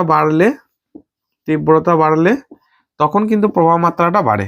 ঠিক আছে, দিয়ে আবার সম্পৃক্ত প্রবাহ মাত্রাটা একই হয়ে যায়, প্রবাহ মাত্রা বাড়ে। কারণ হচ্ছে তীব্রতা বাড়লে আলো শক্তি বাড়ে, শক্তি বাড়লে বেশি পরিমাণে বেশি পরিমাণে ফোটন পড়ে, অর্থাৎ একক সময় বেশি বেশি ফোটন বলে বেশি বেশি ইলেকট্রন বেরোবে। আর ইলেকট্রন বেশি বেশি বেরিয়ে আসা মানে আমাদের যে ফর্মুলা, আধানের ফর্মুলা কিউ সমান এনই। ঠিক আছে, ই অর্থাৎ এন সংখ্যাটা মানে ইলেকট্রন সংখ্যাটা বাড়লে কিউটা বাড়বে, তাহলে আই সমান কিউ বাই টি, তো অর্থাৎ এনই বাই টি, তাহলে এনটা বাড়লে আইটা বাড়বে, মানে প্রবাহ মাত্রা বাড়বে। বোঝাতে পেরেছি কথাটা? অর্থাৎ যদি তীব্রতা বাড়তো তাহলে কিন্তু এখানে ফোটনের বেশি বেশি পরিমাণে ফোটন বেরোতো, কিন্তু এখানে কম্পাঙ্ক বেড়েছে মানে ফোটন যেগুলো বেরোবে কম্পাঙ্কটা একই আছে, অর্থাৎ আলোর যে বর্ণটা একই আছে। তো ধরো 10টি করে ফোটন বেরোচ্ছে, 10টি করে ইলেকট্রন বেরোচ্ছে। তো 10টা করে ইলেকট্রন বেরোলে যে কারেন্ট যাবে, অবশ্যই 100টা যদি ইলেকট্রন বার করা যেত তাহলে কারেন্টটা বেশি পাওয়া যেত। ওকে, কিন্তু 10টা করে ইলেকট্রন বেরোবে, বাট তাদের গতিশক্তিটা হাই হবে, খুব দ্রুত ছুটবে। ঠিক আছে, গতিশক্তিটা হাই হবে, যে কারণে এখানে কারেন্টটা বাড়বে না। বোঝা যাচ্ছে কথাটা? কম্পাঙ্ক যেহেতু বাড়ছে না, এই তীব্রতা যেহেতু বাড়ছে না, কারেন্টটা বাড়বে না, কিন্তু গতিশক্তিটা বাড়বে। কিন্তু বেশি পরিমাণ যদি তীব্রতা হতো তবে বেশি বেশি ইলেকট্রন বের করা যেত, আর ইলেকট্রনের সংখ্যা বাড়লে তবেই কারেন্ট বাড়বে। তাহলে মনে হবে 2 নম্বরটার অ্যান্সার হচ্ছে প্রবাহ একই থাকবে। এটা যেহেতু তীব্রতার উপর মানে ডিপেন্ড করে, কিন্তু তীব্রতা একই আছে বলে দিয়েছে, মানে এরকমই বলেছে, অ্যাকচুয়ালি শুধু কম্পাঙ্কই বাড়ানো হয়েছে বলছে। তো সেকশনে কমপ্লিট, পরের সেকশনে যাও। দেখো 6 কোশ্চেনটা বলেছে 12 সেন্টিমিটার ব্যাসার্ধ ও 1.2 প্রতিসরাঙ্ক বিশিষ্ট একটি কাঁচের অর্ধগোলক কেন্দ্রীয়ভাবে একটি ক্রস চিহ্নের উপর বসানো আছে, মানে পি বিন্দুতে ক্রস চিহ্নটা আছে। ঠিক আছে, এই যে জায়গাটা পি বিন্দুটা, এখানে ক্রস চিহ্নটা আছে। ওকে, এখন বলেছে যে কি বলেছে, উপর থেকে সরাসরি তাকালে চিহ্নটি প্রতিবিম্বের অবস্থান কি হবে যখন অর্ধগোলকের বক্রপৃষ্ঠ সমতল পৃষ্ঠ চিহ্নটির সংস্পর্শে থাকে। সমতল পৃষ্ঠ মানে এই জিনিসটা রাখা আছে না একটা পেপারের উপর, বা ধরো কোনো কিছু একটা জিনিসের উপর রাখা আছে আর কি। তো এখন তাহলে অবস্থান কোনটা হবে? এই পি প্রাইম। কি করে বুঝবে? দেখো এইখান থেকে যে আলোক রশ্মিটা যাচ্ছিল বি বিন্দুতে পড়েছে, এটা হচ্ছে বিভেদ তল, এই যে জায়গাটা। ঠিক আছে, এটা হচ্ছে বিভেদ তল, আমি আর নাম দিইনি।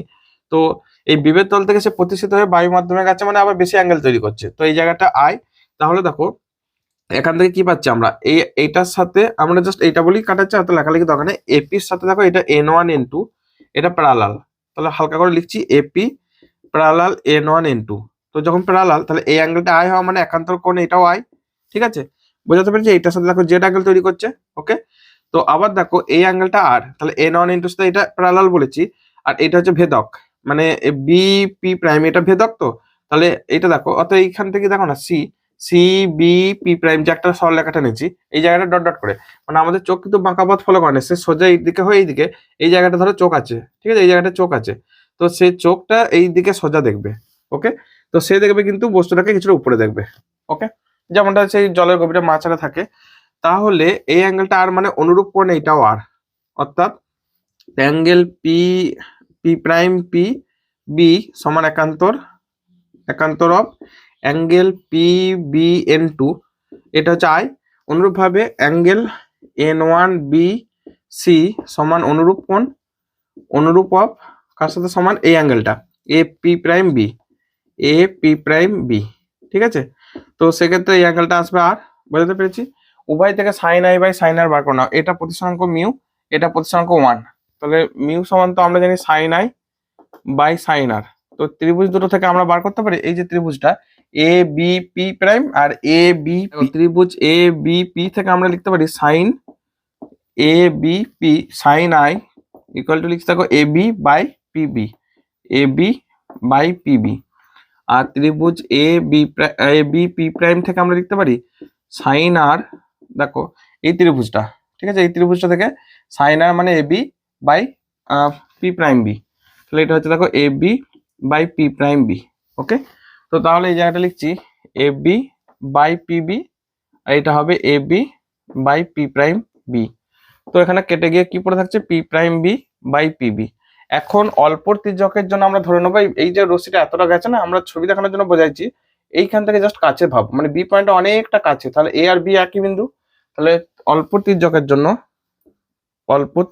জন্য আমি এখানে থিওরিটা একটু বোঝাচ্ছি, তোমরা কিন্তু অঙ্ক করার সময় এত কিছু করতে যাও না, জাস্ট অঙ্কটাই মানে ভাষাতে লিখতে পারো। এখানে ক নম্বর দিয়েছে সেটাও দেখার ব্যাপার আছে না, এখানে 2 নম্বর দিয়েছে, তাই একটু আমি থিওরিটা বলছি। ঠিক আছে, অল্প তির্যকের জন্য তির্যকের জন্য, তখন আমরা কি লিখবো যে এই বি বিন্দু আর এ একই, এ ও বি বিন্দু একই। ওকে, তাহলে দেখো এইখান থেকে পি থেকে এ মানে পি থেকে বি এটা ভাববো, অতএব পি প্রাইম বি, এটাকে প্রায় লিখবো।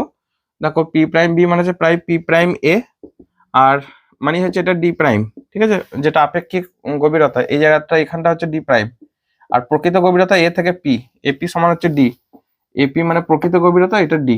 ওকে, আর এটা আপাত গভীরতা, আপাত মানে যতটুকু মনে হচ্ছে উঠে এসছে, আপাত গভীরতা। আর একটা হচ্ছে এ পি, প্রায় এটাকে লিখবো বিপি, এটা হচ্ছে প্রায় ডি, এটা হচ্ছে প্রকৃত গভীরতা। ঠিক আছে, তাহলে এখান থেকে দেখো মিউ ইকুয়াল টু আমরা লিখতে পারি, অতএব মিউ সমান পি প্রাইম বি মানে ডি প্রাইম বাই এটাকে লিখছি ডি। ওকে, তাহলে এখানে কি দাঁড়ালো, একটা ভুল হয়েছে, কি বলতো এখানে 1 × আচ্ছা এটা একটু আগে চেক করে নিই। ঠিক আছে, 1 × যে অ্যাঙ্গেল নেবো সেখানকার মিডিয়ার প্রতিসরাঙ্ক, স্নেলের সূত্র 1 × সাইন আর ইকুয়াল টু, এইখানে আই ধরছি তাহলে এর প্রতিসরাঙ্ক মিউ × সাইন আই, তাহলে এখান থেকে কি দাঁড়াচ্ছে সাইন আই বাই সাইন আর, তো সাইন আই বাই সাইন আর মানে 1/μ, অর্থাৎ 1/μ সমান sine i by sine r. ঠিক আছে, তো সেক্ষেত্রে এটা একটু ভুল হয়েছিল, এটাকে 1/μ করে নেবে, 1/μ, তাহলে এখান থেকে এটা 1/μ, তো এখান থেকে ডি প্রাইম সমান দাঁড়াচ্ছে দেখো ডি প্রাইম সমান ডি বাই মিউ। ওকে, ডিটা বলে দিচ্ছে 12 সেমি, মিউটা বলে দিচ্ছে 1.2, তাহলে এটা হবে 10 সেমি কাটাকুটি করলে। অতএব এ পি প্রাইম মানে হচ্ছে 10 সেমি, অর্থাৎ তাকে এখন দেখাবে পি তে দেখাবে না, দেখাবে এই পি প্রাইম বিন্দুতে, অর্থাৎ মনে হবে যেন এইটুকু গভীরতা আছে এখান থেকে এইটুকু। ঠিক আছে, হাইটটা উঠে চলে আসছে মনে হবে, এটা অ্যান্সারটা জানতে চেয়েছে।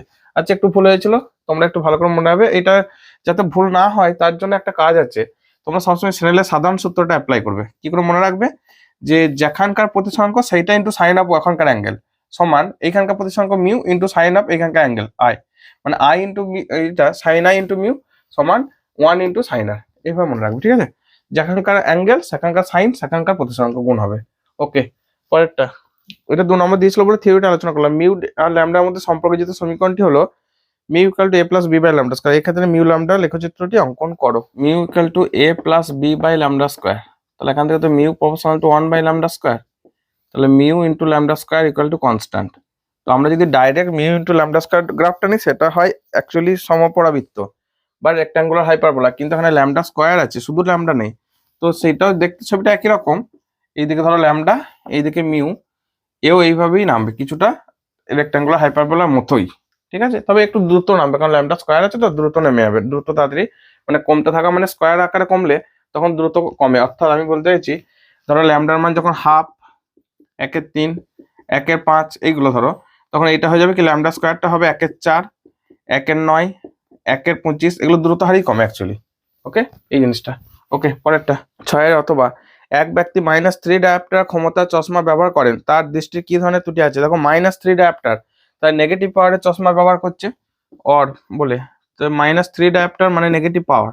ঠিক আছে, আর নেগেটিভ পাওয়ার কখন ব্যবহার করা হয়, নেগেটিভ পাওয়ার কার হয়, যার ফোকাস দৈর্ঘ্য নেগেটিভ তারই তো পাওয়ারটা নেগেটিভ, মানে পি সমান তো আমরা জানি 1/f, এফটা নেগেটিভ হলে পিটা নেগেটিভ হবে, পি তাহলে নেগেটিভ কার হয়, অবতল লেন্সের, অর্থাৎ অবতল লেন্স ব্যবহার করা হচ্ছে।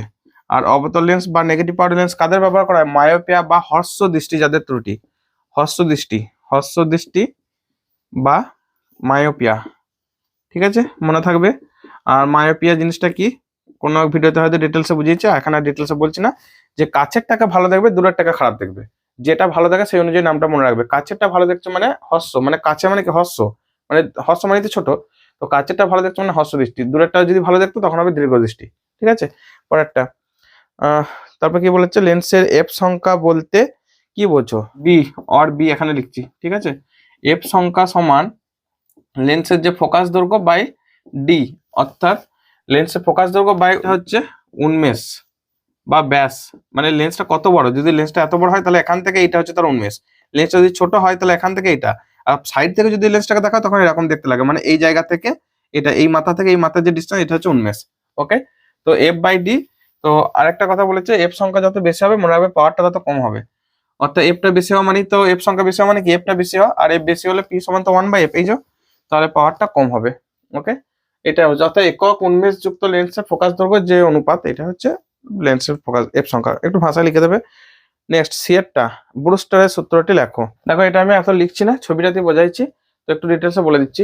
ব্রুস্টার ল বলছে যে যদি এই যে আপতিত রশ্মিটা পড়ছে কোনো একটা বিভেদ তলে, ঠিক আছে, এটা একটা বিভেদ তল, তো সেক্ষেত্রে সে যদি এমন একটা অ্যাঙ্গেলে পড়ে যেটা হচ্ছে মিউ সমান ট্যান আইপি, অর্থাৎ আইপি সমান ট্যান ইনভার্স মিউ, ঠিক আছে, এই অ্যাঙ্গেল যেখানে মিউটা হচ্ছে এই যে ঘন মাধ্যমটা তার যে প্রতিসরাঙ্ক উইথ রেসপেক্ট টু চারপাশের মাধ্যমের সাপেক্ষে। ওকে, তো সেক্ষেত্রে সেই যদি এরকম ব্রুস্টার অ্যাঙ্গেল বলে বা সমবর্তন কোণ বলে, এই অ্যাঙ্গেলে যদি পড়ে তাহলে তার যে দুটো রশ্মি, একটা পার্ট যার যেটা হচ্ছে প্রতিষ্ঠিত হচ্ছে আর একটা পার্ট যেটা প্রতিফলিত হচ্ছে, উভয়ই কিন্তু সেক্ষেত্রে সমবর্তিত হবে। জেনারেলি যেটা হয় যে প্রতিষ্ঠিত রশ্মিটাই সমবর্তিত হয়, তো এক্ষেত্রে দুটোই কিন্তু প্রতিষ্ঠিত এবং প্রতিফলিত দুটো রশ্মি সমবর্তিত। খেয়াল করো এইখানে দেখো আমি এইদিকে অ্যারো চিহ্ন দিচ্ছি আবার ডট দিচ্ছি, এটা তো অ্যারো চিহ্ন ডট, এর মানে হচ্ছে এগুলো অসমবর্তিত হলো, মানে এই বরাবর কাঁপছে এই বরাবর কাঁপছে, রশ্মিটা ধরো এই বরাবর বেরিয়ে যাচ্ছে, তাহলে আমি বলছি এটা ধরো রশ্মিটা যাচ্ছে এই বরাবর কাঁপছে, আবার বোর্ডের ভিতর আর বাইরে এই দিক থেকে হচ্ছে ডট চিহ্নটা মানে হচ্ছে ভিতর বাইরে এই দিকেও কাঁপছে, ঠিক আছে। এইটার ক্ষেত্রে আর সেটা নয়, এটা এই একটা প্লেনে কাঁপছে, আর এইটার ক্ষেত্রে বোর্ডের ভিতর বাইরে এই দিকে শুধু মানে যা ই ভেক্টর আর বি ভেক্টর যে ব্যাপারগুলো আসছে তারা কাঁপছে, সবগুলো সব দিকে কিন্তু কাঁপছে না, মানে এই দুটো হচ্ছে সমবর্তিত। অসমবর্তিত মানে ডট চিহ্নগুলো থাকবে, অ্যারো চিহ্নগুলো থাকবে, এটা বোঝানোর জন্য, ঠিক আছে, মানে দুটো তলেই কাঁপছে আর কি। ওকে, এটা হচ্ছে বুস্টার ল, একটু ভাষা লিখতে হবে, থিওরিটিক্যাল কোশ্চেন বারবার পরীক্ষা আসছে, তোমাদের সকলেরই মুখস্থ আছে, এটা আমি ধরে নিচ্ছি, তাই আমি আর অত লিখলাম না।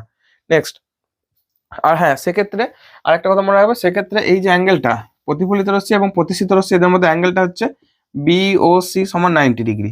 প্রতিফলিত রশ্মি এবং প্রতিষ্ঠিত রশ্মির মধ্যে অ্যাঙ্গেলটা যদি 90 ডিগ্রি হয়, সেক্ষেত্রে অর্থাৎ আমরা একটু ভালো করে বলছি, যদি এমন অ্যাঙ্গেলে পড়ে যেটাকে বলে সমবর্তন কোণ, যাতে করে প্রতিফলিত রশ্মি প্রতিষ্ঠিত রশ্মি পরস্পর 90 ডিগ্রি কোণে থাকে বা লম্বভাবে থাকে, সেক্ষেত্রে উভয় রশ্মি সমবর্তিত হবে। এটাই হচ্ছে বুস্টারের সূত্র, ঠিক আছে। পরের কোশ্চেনে যাও, 7 দাগে।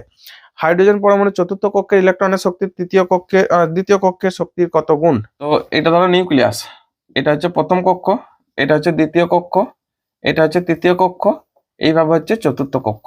মানে আমি একটু লিখছি n = 1 2 3 4। তো আমাদের যে সাধারণ ফর্মুলা En = -13.6/n², এই যে ফর্মুলা ছিল না এনার্জির রাশিমালাটা, তাহলে দেখো দ্বিতীয় কক্ষের জন্য আমরা লিখছি E2 সমান -13.6/n, n মানে হচ্ছে এখানে 2² 2 নম্বর কক্ষ 2² ইলেকট্রন ভোল্ট কক্ষে, সেক্ষেত্রে E4 = -13.6/n টা হচ্ছে 4² ইলেকট্রন ভোল্ট। অতএব জানতে কি চেয়েছে যে হাইড্রোজেন পরমাণুর চতুর্থ কক্ষের ইলেকট্রনের শক্তি, তাহলে E4/E2 করে দাও। E4/E2 মানে হচ্ছে E4 মানে -13.6/4² বাই -13.6/2²। ক্যালকুলেট করো, এটা কেটে যাচ্ছে 2² বাই 4², তাহলে 4/16 মানে 1/4। অতএব E4 = 1/4 অফ E2, তাহলে 1/4 গুণ, ঠিক আছে। অর্থাৎ চতুর্থ কক্ষের ইলেকট্রনের যে এনার্জি দ্বিতীয় কক্ষের 1/4 গুণ। ওকে, 1/4 গুণ পারবে, সোজা কোশ্চেন ছিল। দেখো তারপরে কোশ্চেনে কি দিয়েছে, একটি আলফা কণা পরীক্ষার নিকটতম গমন দূরত্ব d0, আলফা কণার পরিবর্তে প্রোটন কণা ব্যবহৃত হলে এবং সংশ্লিষ্ট দূরত্বের মান অপরিবর্তিত রাখতে হলে প্রোটনের গতিশক্তি কত হবে? ও আচ্ছা, আগে বলে দিই যে অভিগমন দূরত্বটা কি। দেখো এটা হচ্ছে নিউক্লিয়াস, ঠিক আছে, এর চারপাশে ইলেকট্রনগুলো কক্ষপথে ঘুরছে। এখন আমি যখন এই একটা আলফা কণা, এটা ধরো আলফা কণা, বা আমি 4He2 মানে হিলিয়াম পরমাণুর যেটা হিলিয়ামের যে হিলিয়াম আর কি আয়নটা, তো এ যখন এই সোজা গিয়ে ধাক্কা দেওয়ার চেষ্টা করবে, এইটারও পজিটিভ আধান এরও পজিটিভ আধান, প্লাস প্লাসকে বিকর্ষণ করবে, ঠিক আছে। বিকর্ষণ করার জন্য একে কিন্তু এই সোজা পাস করতে দেবে না, অন্ততপক্ষে কিছুটা হেলিয়ে দেবে এইভাবে, কিন্তু ধাক্কা দেবে, ধাক্কা দেওয়ার আগে কিছুটা হয়তো হেলিয়ে দেবে। আমাদেরকে এমন একটা গতিশক্তি দিতে হবে যে এই যে হেলিয়ে দেওয়াটা বা এই দিকে ধরো এই দিকে পাঠিয়ে দিচ্ছে, এই যে এখান থেকে মানে সেন্টার থেকে এই জায়গাটা যে ডিস্টেন্সটা, অর্থাৎ এই নিউক্লিয়াসের পৃষ্ঠ থেকে এই যে ডিস্টেন্স, এটাকেই বলা হয় অভি। দেখো আলফা কণা যদি এই ইলেকট্রনটাকে এই নিউক্লিয়াসটাকে অ্যাটাক করা হয়, ঠিক আছে, তো এই নিউক্লিয়াসটাকে অ্যাটাক করার সময় সে কিন্তু সাফিসিয়েন্ট যদি এনার্জি না থাকে, এটারও প্লাস, এখানে এই যে আধান প্লাস মানে পজিটিভ, এর আধান তো পজিটিভ, অলরেডি নিউক্লিয়াসের মধ্যে প্রোটন আছে, প্লাস প্লাসকে বিকর্ষণ করবে, তখন একে অ্যাকচুয়ালি এইদিকে বাঁকিয়ে দেয়। তো এই যে পৃষ্ঠ থেকে এই যে ডিস্টেন্স, লম্ব ডিস্টেন্স, ঠিক আছে, এই যে ডিস্টেন্সটা, এটাকে অনেক সময় ধরা হয়, কোনো কোনো ক্ষেত্রে এই যে সেন্টার থেকে নিউক্লিয়াসের সেন্টার থেকে এই ডিস্টেন্সটাকে অভিগমন দূরত্ব হিসাবে ধরা হয়। যেটাই ধরা হোক না কেন ব্যাপারটা একই, ঠিক আছে, বা এই দিকেও বাকি দিচ্ছে, ঠিক আছে। এই যে লম্ব ডিস্টেন্স মানে এই জায়গা থেকে এই জায়গার যে ডিস্টেন্স, লম্ব ডিস্টেন্স কি করে বুঝবে, সেটা রেডিয়ালি বরাবর আসতে হবে, রেডিয়ালি বরাবর হলে লম্ব ডিস্টেন্স। তো এই যে দূরত্বটা এটাকেই বলা হচ্ছে অভিগমন দূরত্ব। এখন এই অভিগমন দূরত্বটাকে কমাতে গেলে আমাদের কি করতে পারি, একটাই উপায়, সেটা হচ্ছে তীব্র বেগে আলফা কণাটাকে ছুটতে হবে, তবে সে সোজা গিয়ে পড়বে, মানে এই যে সাইড হয়ে যাচ্ছে বা এই দিকে যে ডিফ্লেক্ট হয়ে যাচ্ছে, বিচ্যুতি ঘটছে, সেটা কিন্তু ঘটবে না। তাহলে প্রচন্ড তীব্র গতিশক্তিতে ছুটতে হবে, তাহলে একটা সাফিসিয়েন্ট গতিশক্তি দিতে হয়। এই যে অভিগমন দূরত্ব, ঠিক আছে, এর একটা রাশিমালা হচ্ছে d0 সমান, এখানে লিখছি k into q1 q2 by e. What is this?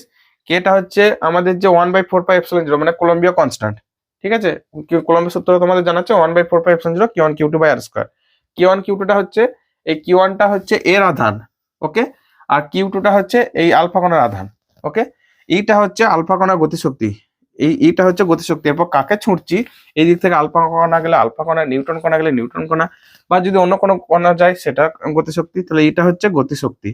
এখন ব্যাপারটা হচ্ছে আলফা কণা বা প্রোটন কণা যেটাই বলি না কেন, কিওয়ান মানে কি দাঁড়াচ্ছে দেখো, এই নিউক্লিয়াসটা ধরো আমি বলে Z1 সংখ্যক প্রোটন আছে, ঠিক আছে, Z1, তাহলে প্রত্যেকটা প্রোটনের আধান কত, ই, ইলেকট্রনের আধান প্রোটনের আধান সমান, তাহলে এটা দাঁড়াবে কে ইন্টু Z1 ইন্টু ই, ঠিক আছে, টোটাল যে আধানটা। আর এই আলফা কণার ক্ষেত্রে দেখো আমি বললাম যে এর কি ফর্মুলা হয়, 4H2, তার মানে কি আছে, এর দুটো প্রোটন আছে, তাহলে Z2 টা হচ্ছে এখানে 2, তো সেটা হচ্ছে Z2 ইন্টু ই। আচ্ছা, এখানে আমার লেখার জায়গা আমি নিচে লিখছি, মানে অন্য জায়গায় সরে যাচ্ছি, অর্থাৎ অভিগমন দূরত্ব d0 মানে হচ্ছে রাশিমালাটা k into q1 q2, q1 মানে হচ্ছে Z1 ই, মানে ইলেকট্রন নিউক্লিয়াসের মধ্যে যতগুলো প্রোটন আছে সেটা হচ্ছে Z1 ইন্টু Z2 ই, ঠিক আছে, বাই ই, ওকে। এই রাশিমালাটা একটু মুখস্থ রাখবে। আচ্ছা, এরপর আমি আসছি ছবিটা মুছে দিই। তাহলে আলফা কণার জন্য Z1 টা একই আছে, মানে নিউক্লিয়াসটা একই আছে, তাহলে d0 সমান, এটা d0 1 লিখছি, k ইন্টু Z1 ই বা q1 এটা, ঠিক আছে, k into q1 into alpha কণার জেড কতগুলো হয়, মানে ইয়ে কটা থাকে, প্রোটন থাকে দুটো, 2e বাই এটা হচ্ছে ই, ওকে। আর এটা হচ্ছে আলফা কণা, ই আলফা। আচ্ছা, প্রোটন কণার জন্য আমরা লিখছি, প্রোটন কণার জন্য এটাকে d02 লিখছি, মাথায় লিখলে তো আবার 1 2 হয়ে যাচ্ছে, তাহলে এখানে এক কাজ করে d2 আর এখানে লিখছি d1, জিরোটা দিলাম না, ঠিক আছে, বুঝতে পারবে তোমরা। তো এটা হবে k into q1, nucleus আধানটা q1, এটা প্রোটনের জন্য একটাই তো প্রোটন মানে ই, বাই ই প্রোটন। এখন বলছে দুটোর ক্ষেত্রে অভিগমন দূরত্ব সমান, তাহলে d1 সমান d2, অতএব এটার সাথে এটা সমান করো, k into q1 into 2e by e alpha equal to k into q1 into e by e proton. তাহলে এখান থেকে দেখো q1 কে কাটাকাটি করে দিচ্ছি, ইটা কাটে যাচ্ছে, 2 পড়ে যাচ্ছে, তাহলে 2 বাই ই আলফা সমান 1 বাই ই প্রোটন। এখানে জানতে কি চাইছে, যে প্রোটন কণা ব্যবহৃত হলে সংশ্লিষ্ট দূরত্বের জন্য প্রোটনের গতিশক্তি কত হবে। প্রোটনের গতিশক্তি বার করার জন্য দেখো 2ep সমান ই আলফা, তাহলে এখান থেকে ইপি সমান ই আলফা বাই 2, অর্থাৎ প্রোটনের ক্ষেত্রে গতিশক্তি অর্ধেক করলেও কোনো অসুবিধা নাই, কারণ প্রোটনটা তো হালকা আর আধানটা কম আছে, কিন্তু আলফা কণার ক্ষেত্রে আধানটা বেশি থাকার জন্য বিকর্ষণ বলটা বেশি, অভিগমন দূরত্বটা বাড়িয়ে দেয়, মানে ঠেলে দেয় বেশি, নিউক্লিয়াস থেকে দূরের দিকে ঠেলে দেয়। আর এই অর্থাৎ এই যে এটা ধরো নিউক্লিয়াসটা, ঠিক আছে, এখান থেকে দূরের দিকে এই দিকে ঠেলে দেয় বেশি এই জায়গাগুলো, তো এই যে ডিস্টেন্সটা বেড়ে যাচ্ছে, এটা কিন্তু ডিস্টেন্সটা। আর প্রোটন কণার ক্ষেত্রে গতিশক্তিটা যদি অর্ধেকও করি কোনো অসুবিধা নেই, কারণ প্রোটনের যেহেতু আধানটা কমে গেছে তাই বিকর্ষণ বলটা কম হবে, ওকে, বোঝা গেছে। নেক্সট, সাতের অথবা তেজস্ক্রিয় ক্ষয় সূত্রের গাণিতিক রূপটি প্রতিষ্ঠা করো। তো তেজস্ক্রিয় ক্ষয় সূত্র বলছে যে কোনো মুহূর্তে তেজস্ক্রিয় পরমাণু বিঘটনের হার সেই মুহূর্তে অবশিষ্ট যে মানে যতটুকু পরমাণু উপস্থিত আছে তার যে সংখ্যা বা পরিমাণ তার সাথে সমানুপাতিক, ঠিক আছে। অর্থাৎ যদি ধরো টি সময়ে পরে কোনো অবশিষ্ট পরমাণু থেকে n, আর টি ইকুয়াল টু 0 সময়ে প্রাথমিক যে অবস্থানে সেই সময়ে ছিল n0, মানে প্রাথমিক অবস্থায় তার যে পরমাণু সংখ্যা ছিল n0, ঠিক আছে। তো সেক্ষেত্রে দেখো dn dt proportional to n, বা এটাকে লেখা যায় dn dt equal to minus lambda n, এই ল্যামডাটাকে বলা হয় বিঘটন ধ্রুবক। আর এখানে নেগেটিভ সাইনটা নেওয়ার উদ্দেশ্য হচ্ছে, এটা নেগেটিভ কেন নিয়েছি, কারণ যত টি বাড়তে থাকে তত এনটা কমতে থাকে, মানে ক্ষয়ে আসছে, তো তার সময় যত বাড়ছে, সময় যত এগোচ্ছে তত সেটা পরিমাণে কমে যায়। তো সেক্ষেত্রে আমরা এটাকে একটু ইন্টিগ্রেশনের সাহায্য নেবো, dn by n equal to minus lambda dt। তাহলে এখানে dn by n equal to minus lambda DT. Theta 0 থেকে টি সময় পর্যন্ত, আর এখানে এনটা তখন হবে n0, টি সময় 0 তে n0, আর টি সময় পর এটা হচ্ছে n। তাহলে এটাকে ln n, ঠিক আছে, লগারিদম বা ln n সমান মাইনাস ল্যামডা টি। তো এর 0 থেকে T upper limit lower limit, এটা n0 থেকে n। তাহলে এখান থেকে ln n মাইনাস ln n0 equal to minus lambda T. তাহলে এখান থেকে ln n by n0 equal to minus lambda T. তাহলে এখান থেকে n বাই n0, এই lnটার জন্য এইদিকে গেলে এক্সপোনেনশিয়াল হয়ে যাবে e to the power minus lambda T. তাহলে এখান থেকে কি দাঁড়ালো, n সমান n0 e to the power minus lambda T. এটাই আমাদের যে তেজস্ক্রিয় ক্ষয়ের যে সূত্র সেটাকে প্রতিষ্ঠা করতে বলেছে। আর এটা গ্রাফটা যদি টানা হয়, তাহলে এইদিকে টি, এইদিকে হচ্ছে n, টি সমান 0 তে ধরো n0, এই মানটা সেখান থেকে এইভাবে সূচকীয় হারে কমতে থাকে, ঠিক আছে। n সমান n0 e to the power minus lambda T এই আকারে। আর এর যে অর্ধেকটা মনে রাখবে এই জিনিসটা, এখান থেকে এটা হচ্ছে n0, তাহলে এখান থেকে এটা হচ্ছে n0/2। এই অর্ধেক হতে যে সময়টা লাগে তার রেসপেক্টে যে টাইমটা তাকে বলা হয় টি হাফ বা অর্ধায়ু। ওকে, অর্ধায়ু বলা হয়। এইটাই সূত্রটা প্রতিষ্ঠা করতে বলতে, গ্রাফটা অবশ্যই এঁকে দেবে। যখন এই সূত্রের ব্যাপারে আসবে, মানে তেজস্ক্রিয় ক্ষয় সূত্র, অবশ্যই গ্রাফ দেবে, ঠিক আছে। ওইটা বলা থাকবে না, কিন্তু তোমরা দেবে। ওকে, কিছু পেতে গেলে কিছু দিতে হয়, এটা মাথায় রাখবে। মানে এক্সট্রা নাম্বার পেতে গেলে অবশ্যই এক্সট্রা কিছু দিয়ে রাখবে, তাহলে স্যাররা একটু খুশি মনে নাম্বার দেয়, ঠিক আছে। তোমাদের এখন টাকা পয়সা দরকার নাই গো, এই মুহূর্তে তোমাদের এখন নাম্বারটাই দরকার। এইটাই তোমাদের এখন সম্বল বলতে পারা যায়। ওকে, নেক্সট পরে কোশ্চেন এসো। 8টা দেখাও যে কুলিজ নলে উৎপন্ন এক্স রশ্মির ন্যূনতম তরঙ্গ দৈর্ঘ্য lambda minimum equal to 12,400 by V angstrom. Okay, আমি আর কুলিজ নলটা আঁকছি না, ঠিক আছে। দেখো কুলিজ নলে এক্স রশ্মির ন্যূনতম তরঙ্গ দৈর্ঘ্য, আচ্ছা নলে আমাদের এক্স রশ্মি বেরোয় কিভাবে এটা তো জানা আছে। এটা ধরো একটা নিউক্লিয়াস, এইখান থেকে এই কক্ষপথে একটা ইলেকট্রন ঘুরছে, ধরো একটা বা দুটো, এই কক্ষপথে দুটো ইলেকট্রন ধরো ঘুরছে সাপোজ। তো এখন বাইরে থেকে কোনো ইলেকট্রনকে আঘাত করলে, বাইরে থেকে একটা গতিশীল ইলেকট্রনের দ্বারা এই ইলেকট্রনটাকে আঘাত করলে যে একটা এদের মধ্যে ইন্টারাকশন হওয়ার পর যে তরঙ্গটা বেরোয় সেটা হচ্ছে এক্স রে, ঠিক আছে। এইভাবে এক্স রেটা বেরোয়। ওকে, যে ইলেকট্রনটা আসছে তার এনার্জি ই সমান হাফ mv স্কোয়ার, ঠিক আছে। বা যদি আমরা ই ইন্টু ভি, ভি মানে হচ্ছে ভোল্টেজ, অর্থাৎ একটা ভোল্টেজের মধ্যে বা একটা বিভব প্রভেদের মধ্যে পাঠালে তবে ইলেকট্রনটা গতিশক্তি লাভ করে, ত্বরণ লাভ করে, ঠিক আছে। তো ইভি এনার্জি নিয়ে আস্তে আস্তে এখানে যে এনার্জিটা বেরোচ্ছে সেটা হচ্ছে ধরো ই সমান এইচ নিউ, ই প্রাইম নাম দিচ্ছি, মানে এটা এক্স রশ্মিটা তো একটা তড়িৎচুম্বকীয় তরঙ্গ। তো সেক্ষেত্রে আমরা এইচ নিউ আকারে আপেক্ষিকতাবাদ সূত্রকে নিয়ে আসবো, ম্যাক্সে প্ল্যাঙ্ক কনস্ট্যান্ট ইত্যাদি নিয়ে। তো সেক্ষেত্রে যে এনার্জিটা নিয়ে বেরোচ্ছে এ সেই এনার্জি নিয়ে ধরো বেরোচ্ছে, তাহলে অর্থাৎ এক্স রে এর জন্য আমরা লিখবো যে দেখো EV equal to h new, X ray যেটা বেরোচ্ছে তার energy equal to electron energy, পুরোটা যদি হস্তান্তরিত হয়, ঠিক আছে। সম্পূর্ণ এনার্জি, সম্পূর্ণ শক্তি হস্তান্তরিত হলে,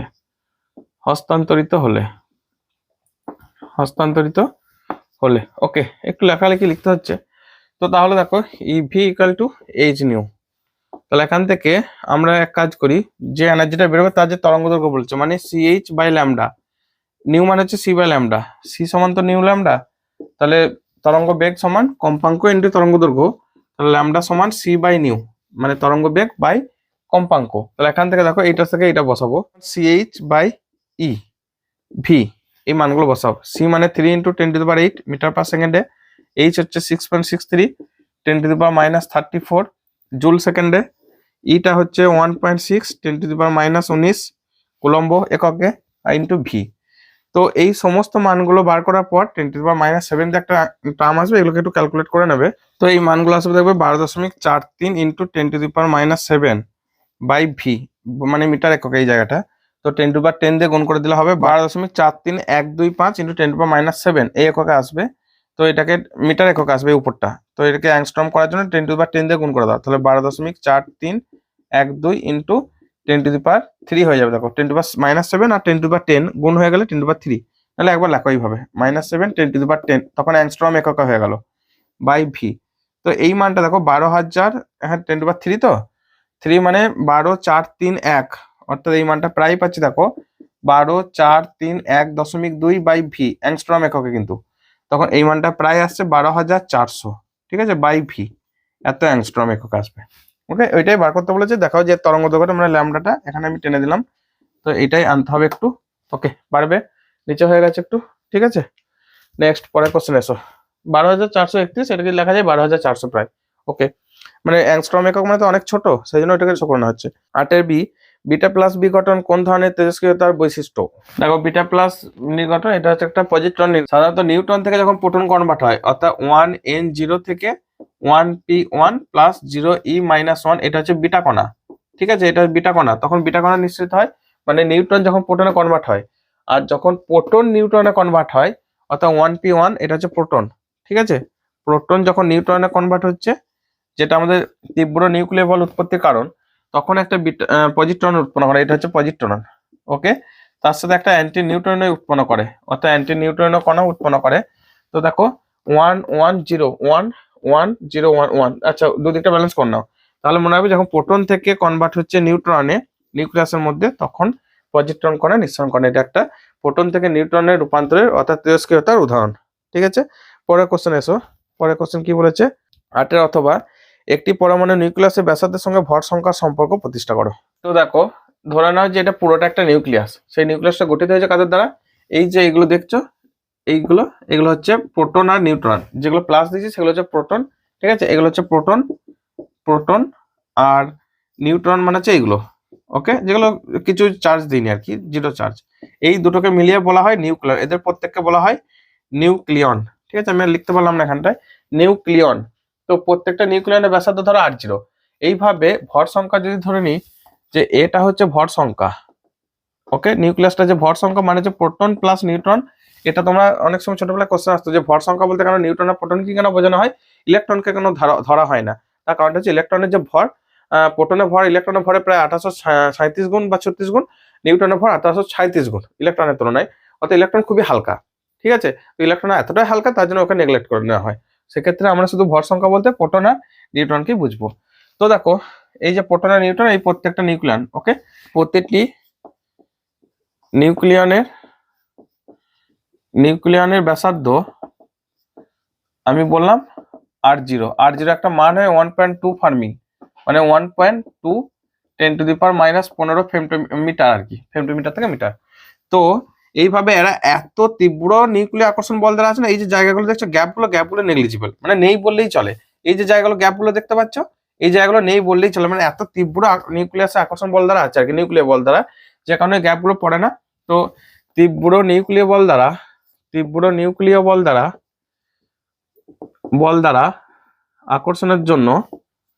আকর্ষণের জন্য তাহলে দেখো আমরা লিখতে পারি, কি লিখতে পারি বলতো, যে নিউক্লিয়ন গুলো টোটাল যে আয়তন ইকুয়াল টু নিউক্লিয়াসের মোট আয়তন।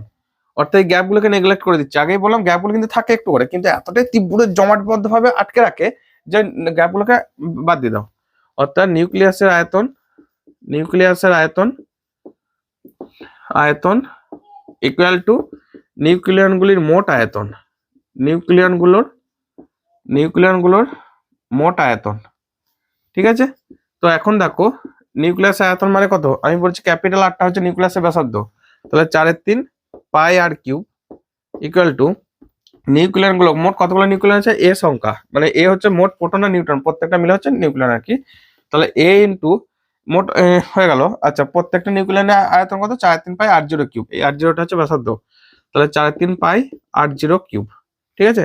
এখান থেকে একটু বার করে নাও, r কিউব সমান হচ্ছে a ইন্টু r0 কিউব, বা r সমান r0 ইন্টু a⁻⁻3। এটা হচ্ছে নিউক্লিয়াসের যে ভর সংখ্যা, এ মানে ভর সংখ্যা, তার সাথে নিউক্লিয়াসের ব্যাসার্ধের সম্পর্ক। অতএব লিখতে পারো r প্রপোর্শনাল টু a⁻⁻3, মানে ভর সংখ্যার 1/3 ঘাতের সাথে সমানুপাতিক নিউক্লিয়াসের ব্যাসার্ধ, ঠিক আছে। এই হচ্ছে কথা। নেক্সট, যার যত ভর সংখ্যা যেভাবে বাড়বে তার 1/3 অনুপাতে তার ব্যাসার্ধটা বাড়বে আর কি, মানে তার যে ঘাতটা 1/3 আকারে আসবে। নেক্সট পরের কোশ্চেন দেখো। পরের কোশ্চেনটা বলেছে যে ট্রানজিস্টরের আলফা বিটার মধ্যে সম্পর্ক প্রতিষ্ঠা করো। দেখো ধরো আমি একটা ট্রানজিস্টর জাস্ট সার্কিটে আঁকছি, এটা হচ্ছে ট্রানজিস্টর, ঠিক আছে। এটা ধরো আমি বলে এনপিএন একটা ট্রানজিস্টর, এই যে অ্যারো চিহ্নটা দিচ্ছি মানে এটা হচ্ছে ই প্রান্ত, আর এই যে এটা আছে এটা হচ্ছে বেস, আর এই প্রান্তটা এটা হচ্ছে কালেক্টর প্রান্ত, ঠিক আছে। এটা হচ্ছে এনপিএন ট্রানজিস্টর, এনপিএন। অনুরূপভাবে পিএনপির ক্ষেত্রে অ্যারো চিহ্নটা ভিতরে হবে, তখন বাকিগুলো বাইরের দিকে থাকবে। এটাও ভিতরে আছে এখানে, মানে একটা যখন বেরোচ্ছে বাকি দুটো কিন্তু ঢুকছে, আর পিএনপির ক্ষেত্রে এটা ঢুকছে মানে বাকিগুলো সব বেরোবে, এটা মনে রাখবে, ঠিক আছে। তো তাহলে এই যে কারেন্টটা আসছে আইসি, এই যে কারেন্টটা আসছে বেস কারেন্ট আইবি, আর এই যে কারেন্টটা আইই, তো টোটাল আইই সমান বেস কারেন্ট আর কালেক্টর কারেন্টের সমষ্টি সমান। ঠিক আছে, বেস কারেন্ট আর কালেক্টর কারেন্ট, এটা হচ্ছে আমাদের ট্রানজিস্টরের যে ফর্মুলাটা। ওকে, এখন আলফা মানে হচ্ছে এই দিকটা আউটপুট থাকে, এই দিকটা ইনপুট থাকে, এই জায়গাটা। ঠিক আছে, ট্রানজিস্টর তোমাদের মনে আছে। তো সেক্ষেত্রে আলফা মানে হচ্ছে ডেল আই সি, মানে আউটপুট বাই ডেল আইই। এই যে ই আর আলফা এরা তো স্বরবর্ণ ভাওয়েল, এইভাবে মনে রাখবে, আলফা আর জন্য ই। আর বিটা মানে হচ্ছে del IC by del I B, base কারেন্টের যে চেঞ্জ, ডেল মানে হচ্ছে চেঞ্জ বা পরিবর্তন, তো বেসের বি আর বিটা বি বয় বয় মিল আছে, তাহলে মনে রাখা যাবে।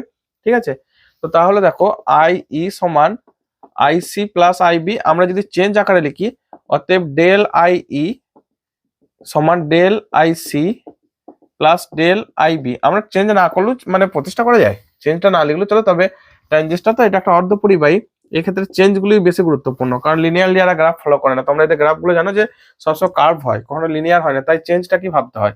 ঠিক আছে, যখন রেজিস্টার সাথে মাপবো, নতি কিছু মাপবো, ডেল আই দিয়ে ভাগ করে দাও, না ডেল আইসি দিয়ে, তাহলে del I E by del IC equal to del IC by del IC plus del IB del IC. Okay, বা এখন দেখো ই বাই সি, তো সি বাই ই করেছিলাম, আইসি বাই আই মানে হচ্ছে আলফা, তাহলে এটা হবে 1 বাই আলফা ইকুয়াল টু এটা 1, এটা দেখো বি বাই সি, আর এখানে ছিল সি বাই বি মানে আইসি বাই আইবি, তাহলে এটা হবে 1 বাই বিটা। এটাই সম্পর্ক।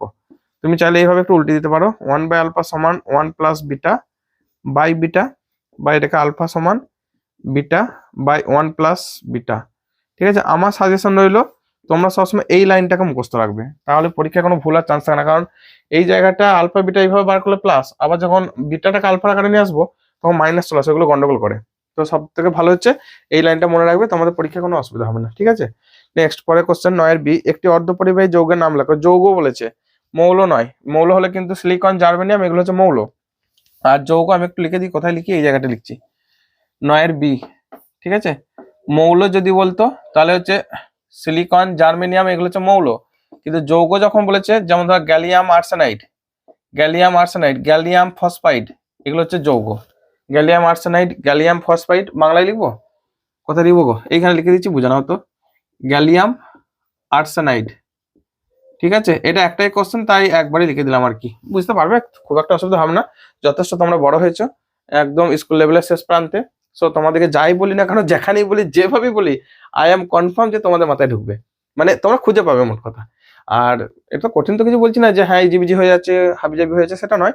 কঠিন হলে অবশ্য আমার দায়িত্ব, সেটাকে গুছিয়ে বলা বা গুছিয়ে লেখা, এটা আমার দায়িত্ব। ঠিক আছে, নেক্সট। ওকে, এখানে একটা গ্রাফ দিয়েছে দেখো, T1 T2 T3 T4 T5 T6, এই গ্রাফগুলোতে বলেছে এ আর বি এর জন্য আউটপুট তরঙ্গ রূপ কেমন হবে। তো দেখো আমি একবার করে লিখছি, এটা T1 T2 T3 T4 T5 T6। প্রথমে বোঝো T1 এর জন্য, দেখো T1 এ দেখো এটা হচ্ছে হাই লেভেল আছে না, এই জায়গাটা T1 পর্যন্ত হাই, এখানে দেখো হাই আছে, মানে 1 আর 1, তাহলে T1 এর জন্য এ আর বি এর মানটা লিখছি, ওয়াইটা তখন লিখছি দেখো, তো 1 প্লাস 1 ইকুয়াল টু 1 হবে, দুটোকে যোগ করে দিলে, যোগই তো করতে হবে মানে আউটপুট পেতে গেলে। আচ্ছা, এটা অর গেট বলেছি যেহেতু, অর গেটের জন্য, হ্যাঁ এটা অর গেটের জন্য A plus B equal to Y, OR gate. Okay, আচ্ছা আবার দেখো T2 এর জন্য, এটা জিরোতে আছে না, এই জায়গাটা জিরো, এই যে জিরো লেভেল, আর এটা হচ্ছে এ সিগন্যাল, এটা হচ্ছে বি সিগন্যাল, তো এটা জিরো, এখান থেকে এটা জিরো, এখান থেকে এটা জিরো, তাহলে T2 এর জন্য দেখো 0 plus 0 equal to 0। Okay, T3 এর জন্য ভাবো, T3 তে দেখো এই জায়গাটা জিরো, T3 পর্যন্ত জিরো, কিন্তু এখান থেকে এটা দেখো, এইখান থেকে এটা আপে আছে, মানে T2 থেকে T3 যেটা, যে এটার জন্য আপে আছে মানে 1, তাহলে এটার জন্য 0 প্লাস 1 ইকুয়াল টু 1। T4 এর জন্য ভাবো, এইখান থেকে এটা আপে আছে মানে হাই 1 আছে, আর এইখান থেকে T3 থেকে T4 যখন যাচ্ছে এটা জিরোতে আছে, তাহলে এটা 1, অর্থাৎ এটা 1, এটা 0, তাহলে এটা 1। T5 এর জন্য ভাবো, এখান থেকে এটা হাফ মানে আপে আছে, মানে এক লেভেলে আছে, ঠিক আছে, উচ্চ অবস্থানে আছে, আর এইটা দেখো উচ্চ অবস্থানে আছে 4 থেকে 5 যখন যাচ্ছি, মানে আমি সুবিধার্থে এই টাইমগুলোকে দু জায়গায় লিখে দিচ্ছি, এই সোজাসুজি করে দু জায়গায় লিখে দিচ্ছি যাতে বুঝতে সুবিধা হয়। তাহলে দেখো এক্ষেত্রে 1 plus 1, 1 plus 1 equal to 1। T6 এ ভাবো, 6 দেখো এই জায়গাটা জিরোতে আছে, জিরো লেভেল, এই যে 6 পর্যন্ত, এখানেও দেখো জিরো লেভেল আছে, 5 থেকে 6 যখন যাচ্ছে, T5 থেকে T6, তাহলে 0 প্লাস 0, 0 সমান 0। খেয়াল করো T2 তে 0, T6 এ 0, এটা 0, বাকি সব হাই, তাহলে আমাদের আউটপুট গ্রাফটা কিরকম হবে, এখানে যদি আমরা আউটপুট গ্রাফটা আঁকি, তো এটাকে ডট ডট করে দাও তো আমাদের বোঝার সুবিধার্থে, কারণ এটাকে নাহলে আবার কারেন্টের ডিরেকশন মনে হবে আর কি, ভোল্টেজটা। তো 1 পর্যন্ত 1, তাহলে এইখানে 1, ঠিক আছে। তারপর 2 তে গিয়ে 0, এখানটা 0, ওকে। তারপর আবার বাকি তিনটা 1, তাহলে 1 1 1। 6 এ গিয়ে আবার 0, মানে 5 থেকে 6 যখন যাচ্ছে এই জায়গাটা আবার 0, ঠিক আছে। এটা আমি একটু লিখে দিই, T1 T2, এটা T3, এটা T4, এটা T5, T6। এইখানটা আরো বাড়তো গ্রাফটা, আমার দেখানোর মানে জায়গা নেই, ঠিক আছে। মানে এটা 1 গুণ 1 গুণ, এটা 3 গুণ আছে, কিন্তু এই যে জায়গাটা না, একটা দুটো তিনটা পার্টিশন। ওকে, এই হচ্ছে আউটপুট গ্রাফটা ওয়াই, ঠিক আছে। ভালো করে বুঝে নাও যে T1 এ 1, T2 তে 0, তাহলে T1 পর্যন্ত 1, এই যে T1, তারপর 0, আচ্ছা 0 থেকে আবার 1 1 1, তাহলে এই জায়গাটা আপে আছে, মানে 1 1 1। তারপর আবার T5 থেকে T6 যখন যাচ্ছে 0, তাহলে এখান থেকে T5 থেকে T6 যখন যাচ্ছে একবারে লাফিয়ে 0। ওকে, বুঝতে পারা গেছে। নেক্সট, পরের কোশ্চেন এসো। নট গেটে সঠিক কতগুলি ইনপুট থাকতে পারে? একটাই থাকতে পারে, এটা বিটা এখানে লিখে দিচ্ছি, নট গেটে অর বি। আচ্ছা, নট গেটে একটা ইনপুট থাকে, একটি ইনপুট, কারণ একটাকেই সে উল্টাতে পারবে, একটাই ইনপুট, ঠিক আছে। অর্থাৎ এইটা ধরো নট গেট, এই জায়গাটা এইভাবে চিহ্নিত করো, এটা যদি এ থাকে এর আউটপুট ওয়াই ইকুয়ালস এ বার। আচ্ছা, এটাকে তো মিশিয়ে দিও না, এটা একটু আলাদা ছোট্ট করে লিখে দিয়েছি, এটা তাহলে একটা এ বার হয়ে যাবে, অর্থাৎ একটা ইনপুট, মনে থাকবে। নেক্সট, পরের কোশ্চেন 10-এর দাগ। দেখো এখানে কি বলেছে যে প্রেরক ও গ্রাহক অ্যান্টেনা উচ্চতা যথাক্রমে ছোট হাতের এইচ বড় হাতের এইচ হলে প্রমাণ করে যে দুটি অ্যান্টেনা একই সঙ্গে ব্যবহৃত হলে বেতার দিগন্তের রাশিমালা √2r √h প্লাস √h, যেখানে আর হলো পৃথিবীর ব্যাসার্ধ। ওকে, তাহলে এটা হচ্ছে পৃথিবী, ঠিক আছে। এই জায়গায় একটা অ্যান্টেনা আছে, এই জায়গাটা দেখে মনে হচ্ছে তাল গাছ, তোমরা বুঝে নাও অ্যান্টেনা, বুঝতে কোনো পয়সা লাগবে না, ঠিক আছে। জাস্ট ধরে নাও যে অ্যান্টেনা, মানে ধরতেও পয়সা লাগে না। তো এবিটা হচ্ছে অ্যান্টেনা, যেটা উচ্চতা ছোট হাতের এইচ, এবি সমান ছোট হাতের এইচ, প্রেরক অ্যান্টেনা। এ সিগন্যাল ছাড়ছে এই বরাবর যে ভূমিতে টাচ করবে, দিয়ে আরো কত দূর যাবে সেটাকে রিসিভ করার জন্য আমাকে এখানে একটা গ্রাহক অ্যান্টেনা রাখতে হবে, ঠিক আছে। সেই সিডিটা হচ্ছে ক্যাপিটাল এইচ, গ্রাহক অ্যান্টেনার উচ্চতা।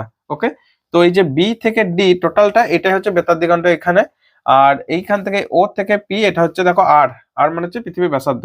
তো খেয়াল করো, এটা একটা স্পর্শক, বিডি পারপেন্ডিকুলার ওপি, আমি এখানে লিখে রাখছি বিডি পারপেন্ডিকুলার ওপি, কারণ এটা স্পর্শক আর এটা হচ্ছে ব্যাসার্ধ, তাহলে ব্যাসার্ধ স্পর্শক পরস্পরকে লম্বভাবে ছেদ করে।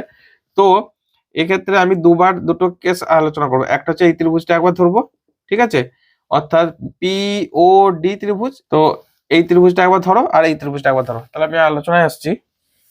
ত্রিভুজ ও পি বি থেকে দেখো, এটা তো একটা সমকোণী ত্রিভুজ হয়ে যাচ্ছে, এই এ বিটা হচ্ছে কিন্তু অ্যান্টেনা, আর এখান থেকে এটা হচ্ছে পৃথিবীর ব্যাসার্ধ। তাহলে দেখো P B square plus O P square equal to O B square, তাহলে O B square equal to P B square plus O B O P square, O P square. ও বি মানে হচ্ছে দেখো O A plus A B, তার whole square equal to P B square, O P মানে হচ্ছে আর square. দেখো O এ মানে হচ্ছে আর, এ বি মানে হচ্ছে এইচ, তার whole square equal to P B square plus R square. তাহলে এখান থেকে R square plus 2rh plus H square equal to P B square plus R square, R square কাটিয়ে দাও, আর এইচ যেহেতু negligible, P B square সমান দেখো 2rh, ব্র্যাকেটে লিখে দেবে এইচ মাঝ লেস দেন, মানে পৃথিবীর উচ্চতা সাপেক্ষে এইচটা অনেক ছোট, তাই এইচ স্কোয়ারটা প্রায় 0 ধরে নাও, মানে নেগলিজিবল। তো সেক্ষেত্রে পিবি ইকুয়াল টু √2rh, ঠিক আছে। অনুরূপে এটা ক্যালকুলেশন করলেও চলে, না করলেও চলে। ত্রিভুজ ও পি ডি থেকে, ত্রিভুজ ও পি ডি মানে গ্রাহক অ্যান্টেনার যে জায়গাটা, এটা হচ্ছে গ্রাহক অ্যান্টেনা, ঠিক আছে। সেক্ষেত্রে দেখো ও ডি স্কোয়ার সমান ও পি স্কোয়ার প্লাস হচ্ছে পি ডি স্কোয়ার। তো এখান থেকে ওডি মানে হচ্ছে আমরা একইভাবে লিখবো আর প্লাস ক্যাপিটাল এইচ তার হোল স্কোয়ার, ও ওপি মানে হচ্ছে আর স্কোয়ার প্লাস পিডি স্কোয়ারটা, এই পিডিটা বার করব। তো এখান থেকে দেখো R square plus 2rh plus H square equal to R square plus PD square. কি বার করতে হবে, আর স্কোয়ারটা কাটিয়ে দাও, এইচটাকে নেগলিজিবল করে দাও, তাহলে পিডি সমান দেখো পাচ্ছে √2rh, ঠিক আছে। এইচ ক্যাপিটাল এইচটা মাঝ লেস দেন আর বলে, মানে আর থেকে অনেক ছোট, অতএব আমাদের লাগবে কোনটা, লাগবে অ্যাকচুয়ালি এই BP plus PD. BP plus PD কত যেন লিখলাম, এই জায়গাটাই তো বিপি প্লাস পিডির মানটা আমাদের লাগবে। তাহলে এখানে টোটাল বেতার দিগন্ত মানে হচ্ছে অ্যাকচুয়াল বেতার দিগন্ত মানে এখান থেকে এইটুকু, কিন্তু এই দুটো অ্যান্টেনার জন্য হচ্ছে এখান থেকে এতটা, ঠিক আছে।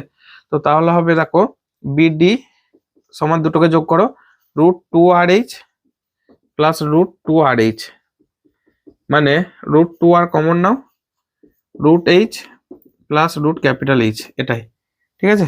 তোমরা একটু ভালো করে গুছিয়ে এখানে লিখে নেবে, ছোট করে লিখেছি বোঝা যাবে। অর্থাৎ এইখান থেকে এটার যে ডিস্টেন্স সেটা হচ্ছে √2R into √H plus √H। ওকে, এটাই বলেছে। একটু সরে যাচ্ছি, তোমার স্ক্রিনশট নিয়ে নাও, ঠিক আছে, এটা একটু স্ক্রিনশট নিয়ে নাও। নেক্সট পরের কোশ্চেন এসো।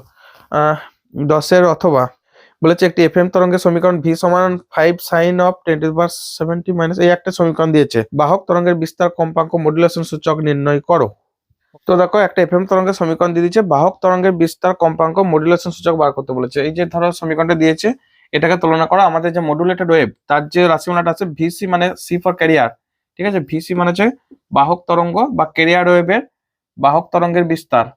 ওকে, বিস্তার, তাহলে এটাকে তুলনা করো। দেখো এখান থেকে এটা তুলনা করলে কি হচ্ছে, ভিসি সমান 5, ওকে 5 ভোল্ট, এটা ভোল্ট এককে আসে, ঠিক আছে।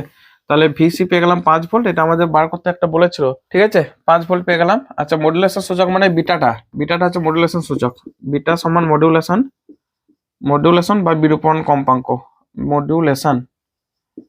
মডুলেশন সূচক। ওকে, এটার মান হচ্ছে দেখো 0.6, কম্পেয়ার করো এটার সাথে, এটা 0.6 এই জায়গাটা। ওকে, আর কি লাগবে, একটা বাহক তরঙ্গের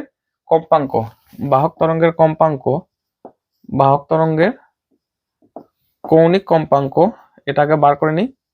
কৌণিক কম্পাঙ্ক মানে হচ্ছে ওমেগা সি, এই ক্যাপিটাল ওমেগা মানে হচ্ছে বাহক তরঙ্গ আর কি, সি ফর ক্যারিয়ার। তো এটার সাথে এটা তুলনা করে 10⁻7, তাহলে ওমেগা সি সমান 10⁻7, আর ওমেগা মানে তো 2πf বা 2πfc 10⁻7, তাহলে এখান থেকে এফসি সমান, এটা হার্জ এককে আসবে 10⁻7, আর এটা হলে রেডিয়ান এককে, ঠিক আছে, 2π, এটাকে ক্যালকুলেট করে নাও। দেখো এই মানটা আসছে 1.59 10⁻6 হার্জ। তো এই যে 10⁻6 এর জন্য মেগা করে নাও, 1.59 মেগা হার্জ, ঠিক আছে, বোঝা গেছে।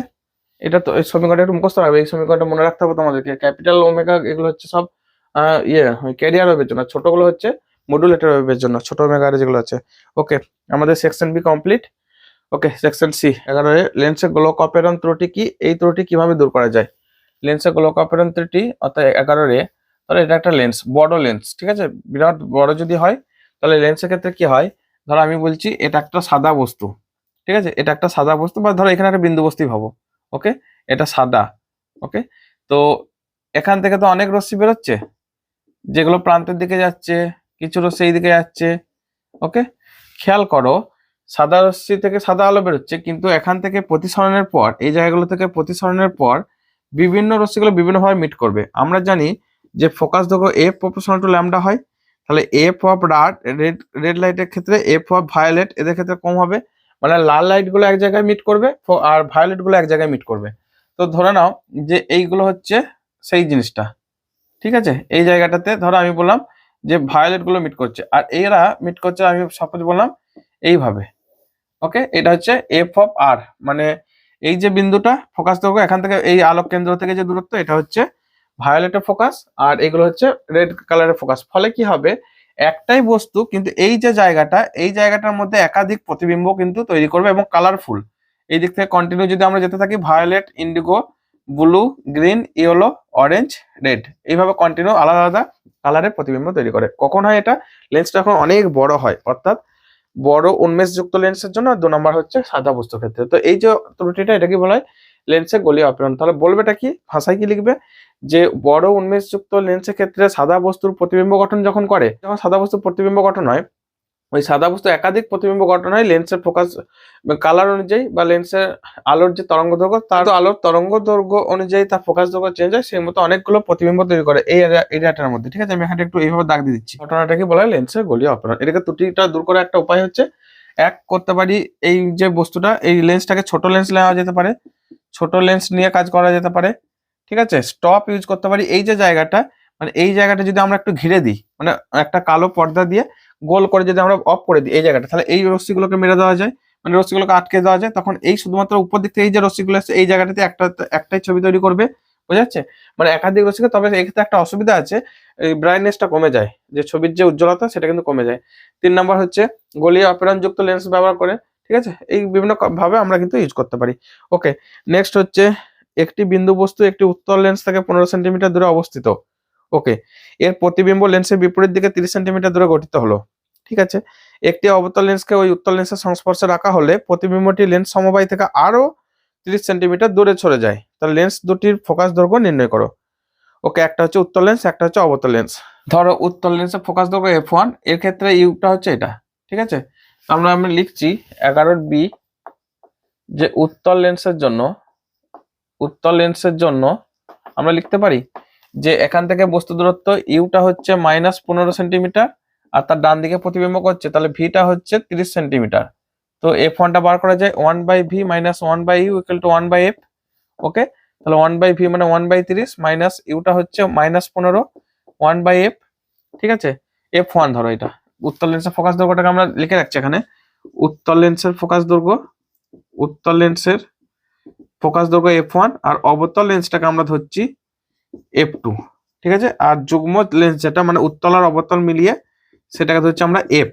মনে থাকবে, দুটো লেন্স যখন একসাথে গঠন করছে। তো তাহলে দেখো 1 + 30 প্লাস 1 + 15 = 1/f1। এখান থেকে 30 লসাগু 1 15 2 সমান 1/f1। তাহলে এখান থেকে 3/30 সমান 1/f1। তাহলে f1 সমান হচ্ছে 1 এর 10, এই সরি 10। তাহলে f1 সমান 10 সেমি। ঠিক আছে, আমি কিন্তু বোর্ডটা মুছে দেবো, তোমরা একটু মনে রাখো। তাহলে উত্তল লেন্সের ফোকাস দৈর্ঘ্য পেলাম 10 সেমি। এরপর একটা কন্ডিশন দিয়েছে যে ওই উত্তল লেন্সটাকে আরেকটা অবতল লেন্সের সংস্পর্শে রাখা হয়েছে, দিয়ে যখন পাওয়া যাচ্ছে আরো 30 সেমি দূরে। তার মানে ঘটনাটা কি হচ্ছে, এটা ধরো উত্তল লেন্স, ঠিক আছে? এর সাথে আরেকটা অবতল লেন্সকে রাখা হয়েছে, এটা উত্তল লেন্স আর এটা হচ্ছে অবতল লেন্স। ওকে, এখন বস্তুটা কিন্তু 15 সেমি দূরেই আছে, এখান থেকে ইউটা 15 সেমি দূরেই আছে, অর্থাৎ এখন লেন্সের মিডল পয়েন্টটাকে ধরা হবে। ঠিক আছে, এইখানটা আলোক কেন্দ্র, এটা সোজাসুজি আলোক কেন্দ্র ধরা হবে, তো সেটা হচ্ছে 15 সেমি। কিন্তু প্রতিবিম্ব চলে যাচ্ছে অলরেডি এখান থেকে 30 সেন্টিমিটার দূরে ছিল, আরো 30 সেমি, মানে এখান থেকে 60 সেন্টিমিটার দূরে। একদম মিডল যে আলোক কেন্দ্র, এটা এখন আলোক কেন্দ্র হবে, তো সেখান থেকে 60 সেমি দূরে। তো এর ক্ষেত্রে যে ফোকাস ধরবো সেটাকে আমি ক্যাপিটাল এফ ধরে নিচ্ছি। ঠিক আছে, যুগ্ম ফোকাসটা ক্যাপিটাল এফ। তাহলে এক্ষেত্রে আমরা ইউজ করবো কি, ইউটা 15, ভিটা 60, ইউটা অবশ্যই -15 বাঁদিকে আছে, আর এফটা দিয়ে বার করবো। এফটা কত বার করবো, এই একই ফর্মুলা থেকে মনে রাখো যে উত্তল লেন্সের ফোকাস দেবো 10 সেমি। আমি মুছে দিচ্ছি একটা লেন্স যুগ্মের জন্য, মানে এই দুটো লেন্স যখন একসাথে ইউজ করছি, লেন্স যুগ্মের জন্য বা লেন্স যুগ্ম দেওয়ার জন্য 1/v - 1/u সমান 1/F। তাহলে এখান থেকে 1/v মানে 60 হয়ে যাবে, আরো 30 সেমি দূরে চলে গেছে, মানে 60 মাইনাস -15 = 1/f। ওকে, তাহলে এখান থেকে 1/60 প্লাস 1/15 = 1/f। তাহলে এখান থেকে দেখো 60 লসাগু 1 15 4 60 সমান 1/f। 5/60 মানে 1/f। তাহলে এখান থেকে f সমান 12 সেমি, এটা পেলাম। তাহলে দেখো শুধু উত্তল লেন্সের ফোকাস দৈর্ঘ্য f1 পেয়েছিলাম 10 সেমি। ঠিক আছে, এই লেন্স যুগ্মটার ফোকাস দৈর্ঘ্য f2 ক্যাপিটাল এফটা পেলাম 12 সেমি। তাহলে এখান থেকে আমরা f2টা বার করে নিতে পারবো, f2টা হচ্ছে অবতল লেন্সের জন্য। ওকে, তো সেটা কি করে বার করবো, এখন আমরা কি জানি 1/f লেন্স যুগ্মের যে ফর্মুলা 1/f1 প্লাস 1/f2। তাহলে এখান থেকে 1/12 = 1/10 প্লাস 1/f2। তাহলে এখান থেকে দেখো 1/f2 = 1 এর 12 মাইনাস 1 এর 10। তো 60 লসাগু 5 12 60 6 10 60, তাহলে -1 এর 60। তাহলে এখান থেকে দেখো f2 সমান 60 সেমি মাইনাস আসছে, অবতল লেন্সের ফোকাস দৈর্ঘ্য নেগেটিভ হয় তো সেই জন্য মাইনাস আসছে। ঠিক আছে, তাহলে f1 পেয়ে গেলাম, অলরেডি f1 পেলাম 10 সেমি, আর f2টা পেলাম 60 সেমি। তোমরা লিখবে যে অবতল লেন্সের ফোকাস দৈর্ঘ্য, তাই 60 লিখছে, নাহলে -60 লিখবে। যদি অবতল কথাটা না লেখো তখন মাইনাস দেবে, আর যদি অবতল লিখে দাও তখন কিন্তু শুধু 60 দিলেই চলবে। ওকে, আর মাঝখানে যেটা বার করছি সেটা হচ্ছে কম্বিনেশনের যে ফোকাস দৈর্ঘ্য এফটা, ক্যাপিটাল এফ। নেক্সট, পরে কোশ্চেনে যাও। অথবা যৌগিক অনুবীক্ষণ যন্ত্রের প্রতিবিম্ব গঠনের রেখাচিত্র অঙ্কন করো। তো দেখো, যৌগিক অনুবীক্ষণ যন্ত্রের প্রতিবিম্ব গঠনের রেখাচিত্র বলেছে, তোমরা সব ব্যাকে আঁকবে। ব্যাকে আঁকার পদ্ধতিটা বলে দিই। ধরো আমি বলছি যে এটা হচ্ছে আমার প্রধান অক্ষ, ঠিক আছে? আগে মেন প্রতিবিম্বটাকে এঁকে ফেলবে, এটা হচ্ছে মেন প্রতিবিম্ব, এই জায়গাটা, বা তোমরা সোজা স্ট্রেট লাইন দিয়ে আঁকবে, এটা হচ্ছে মেন প্রতিবিম্ব। ওকে, এটাকে আমি নাম দিলাম A'', B''। এটা লাস্টে যে প্রতিবিম্বটা গঠন করবে সেটা। এখান থেকে এরপর কিছু জিনিস আঁকতে হবে তোমাকে। এক হচ্ছে এখানে একটা লেন্স এঁকে নাও, ধরো বড় করে লেন্সটা আঁকবে, অভিনেত্রী এমনিতেই বড় হয়, অনেক বড় আঁকছি, পুরো বোর্ডটা জুড়ে আঁকছি। ঠিক আছে, তো এইখানে একটা পয়েন্ট ঠিক করে নাও, যেখান থেকে এই জায়গা থেকে রশ্মিগুলো মাখবে। তো আচ্ছা, আমরা এক কাজ করি, এইটা সোজা একটা রশ্মি পাস করাচ্ছে এইভাবে, এইখান থেকে সোজা যাবে এটা। আচ্ছা, এটা সোজা এইখান থেকে একটা, আর এইখান থেকে একটা। তো এই যে রশ্মিগুলো কোথা থেকে আসছে, সেটা আসছে দেখো এইখানে একটা পয়েন্ট করে নাও যেখানে ক্রস করাবো। ঠিক আছে, এই রশ্মিটাকে এইভাবে পাস করাও, এই রশ্মিটাকে এইভাবে পাস করাও। ঠিক আছে, এই জায়গাটা একটা ক্রস করছে না, এইখানটা একটা প্রতিবিম্ব গঠন করবে। যদিও প্রতিবিম্ব খুব ছোট লাগছে, তো অসুবিধা কিছু নেই। আচ্ছা, এই জায়গাগুলোর উপর খেয়াল করো আমি কি করছি। খেয়াল করো, এই যে জায়গাটা পাস করছে, এটা একটা কোনো লেন্স ছিল যেটা আলোক কেন্দ্র দিয়ে পাস করছে, তাহলে এইখানটাতে একটা লেন্সকে এঁকে ফেলো, এবং অবশ্যই লেন্সটা ছোট রাখবে, আগের লেন্সটার তুলনায় ছোট করবে। আমি আরেকবার ভালো করে এঁকে দিচ্ছি এই জায়গাটা। তো এই যেখানটা পাস করবে সেই জায়গাটা হবে আলোক কেন্দ্র। তাহলে এইখানটা একটা ছোট করে লেন্স আঁকো। এখন দেখো এইখানটা কোনো একটা ধরো বস্তু ছিল, ছোট করে বস্তুটা আঁকছি। তো এই যে বস্তুটা, ঠিক আছে, এরপর এইটা। ওকে, আশা করি তোমরা বুঝতে পারলে আমি কি কি করছি। ধীরে সুস্থে আঁকছি, আঁকাটা আগে দেখাইনি আমি, তোমাদের সাথে সাথে এঁকে এঁকে যাচ্ছি যে কি করে আঁকাটা বোঝাচ্ছি। আর একটা রশ্মি যেটা এই সোজা পাস করছে, এই যে সোজা এটা। আচ্ছা, এটাকে তোমরা একটু সোজা করে ঠিকঠাক করে এঁকে নেবে, এটাকে এই সোজা আসবে অ্যাকচুয়ালি, ঘিঞ্জি যেন না হয়। আমি 2-3 বার এঁকে ফেললাম। ওকে ওকে ওকে, তো বোঝা যাচ্ছে জিনিসটা। এই জায়গাটা সোজা করবে। তাহলে দেখো আমরা ফাইনাল কাজ কি করেছি, এটা ছিল অ্যাকচুয়াল এই বি বস্তুটা। ওকে, খেয়াল করো কি কি কাজ। আচ্ছা, আমার চোখ আঁকার জায়গা নেই, এই জায়গাটা একটা চোখ হবে। ঠিক আছে, চোখটা দিয়ে আমরা তো দেখি, তো এইখানটা থেকে চোখটা এঁকে দেবে লাস্টে। ওকে, এটা হচ্ছে অভিনেত্র, এইভাবে নাম দেবে অভিনেত্র। আর খেয়াল রাখবে যে অনুবীক্ষণ যন্ত্রের অভিনেত্র বড় হয়, এটা হচ্ছে অভিলক্ষ্য। ঠিক আছে, তো এ যেখানে পাস করছে, এই যে ফোকাস বিন্দু এইখানটা হচ্ছে এফ ও লিখবে, মানে অবজেক্টিভ লেন্স বা অভিলক্ষের যে ফোকাস, সে তো ফোকাস দিয়ে একটা রশ্মিকে পাস করাচ্ছে, আর একটা আলোক কেন্দ্র দিয়ে পাস করছে। এই জায়গাটা সোজা হবে অ্যাকচুয়ালি। ঠিক আছে, এখানটা ভালো করে সোজা এঁকে নেবে। ওকে ওকে, আমার একটু ঘিঞ্জি হয়েছে, তোমরা ভালো করে করো, স্কেল ধরে করবে, সুন্দর আসবে। তো দেখো আমি কি বলতে চাইছি সেটা আশা করি তোমরা বুঝতে পারছো, যে ফার্স্ট কাজ হচ্ছে তোমাকে মেলাতে হবে। তার জন্য আগে এই ছবিটা এঁকে নেবে। শুরু করেছিলাম এখান থেকে ডট ডট করে লেন্সটা আঁকার জন্য এই জায়গাটা কিছু, আচ্ছা এগুলো একটু মাঝখান করে মাখবে, হ্যাঁ? এই যে জায়গাগুলো এগুলো মাঝখানে হবে, মানে লেন্সটা একদম মিডল পয়েন্ট থেকে সব মাখতে শুরু করে আর কি। তো একটু যাই হোক, হাতে আঁকা তো। ওকে, এখান থেকে তোমরা আগে মাখিয়ে নেবে, যে এই যে রশ্মিগুলো ক্রস করে টানবে, ক্রস করে কোথায় টানবে, এই যেখানটা ক্রস করাচ্ছে সেখানটা আগে ঠিক করে নেবে। সেটা হচ্ছে কার জন্য, এখান থেকে মিট করানোর পর যে প্রথম প্রতিবিম্ব তৈরি করছে, মানে অভিলক্ষ্য, এই বস্তুটার জন্য অভিলক্ষ্য এখানে একটা প্রতিবিম্ব তৈরি করছে। আর তার রশ্মিটা যেখানে পাস করছে প্রধান অক্ষকে, এটা একটা ফোকাস। আর এইখানে যেটা পাস করবে এটা হচ্ছে আলোক কেন্দ্র। এই জায়গাটায় লেন্স টানবে, ছোট করে রাখবে, এই লেন্সের তুলনায় ছোট হবে, আর অভিলক্ষ্য ছোট হয়। তাহলে দেখো এটা আলোক কেন্দ্র হয়ে গেল। ঠিক আছে, এর এইটা ফোকাস ধরবো। এরপর দেখো এখান থেকে প্রতিবিম্ব গঠন করছে, কথা ওখানে মনে জন্য মিট করাচ্ছে। তো এর ক্ষেত্রে একটু খেয়াল রাখবে, এই জায়গাটা করে এফিটা দেবে। মানে এখানটা ধরো এফিটা লিখলে, এফি মানে হচ্ছে আইপিএসের যে ফোকাস, তাহলে আইপিএস এটা ফোকাস আর এটা আলোক কেন্দ্র ও ই। ঠিক আছে, এদের মধ্যে যখন বস্তু থাকে তখন তো অসৎ বিম্ব তৈরি করে এইদিকেই, যেদিকে বস্তু থাকে সেই দিকেই প্রতিবিম্ব। তাহলে খেয়াল করো, স্যার দেখে এটা খুশি হবে, তুমি ছোট্ট বস্তুটা প্রতিবিম্বটা এইটুকু। আচ্ছা, এটা একটা ভুল হয়েছে, এখানটা একটু প্রতিবিম্বটা বড় হতো, বুঝলে? তোমরা যখন আঁকবে একটু খেয়াল রাখবে, এটা মানে বস্তুটার তুলনায় বরং এটাকে একটু হাতে করে ছোট করে দিচ্ছি। এটা ছোট্ট পড়া বস্তু। ঠিক আছে, তো এইটার ক্ষেত্রে একটু আর একটু বড় হতো, এটা আর একটু পরে ক্রস করতে হতো, তাহলে ভালো হতো। তো এটা একটু বড় হবে, তাই তার তুলনায় সব থেকে বড় হবে এটা। তোমরা একটু ভালো করে আঁকবে, হ্যাঁ? তা মনে থাকবে প্রসেসটা কি বলতে চাই না, যে পেছন দিক থেকে ব্যাকে আঁকবে, তাহলে ভালো হবে। নেক্সট, পরের কোশ্চেন, প্রমাণ করো আলোর ব্যতিচার শক্তি সংরক্ষণ নীতি মেনে চলে। ওকে, তো দেখো ব্যতিচার ঝালর গঠনের ক্ষেত্রে আমরা সেই ছবিগুলো আঁকছি, তো প্রাবল্যটা দেখাচ্ছি।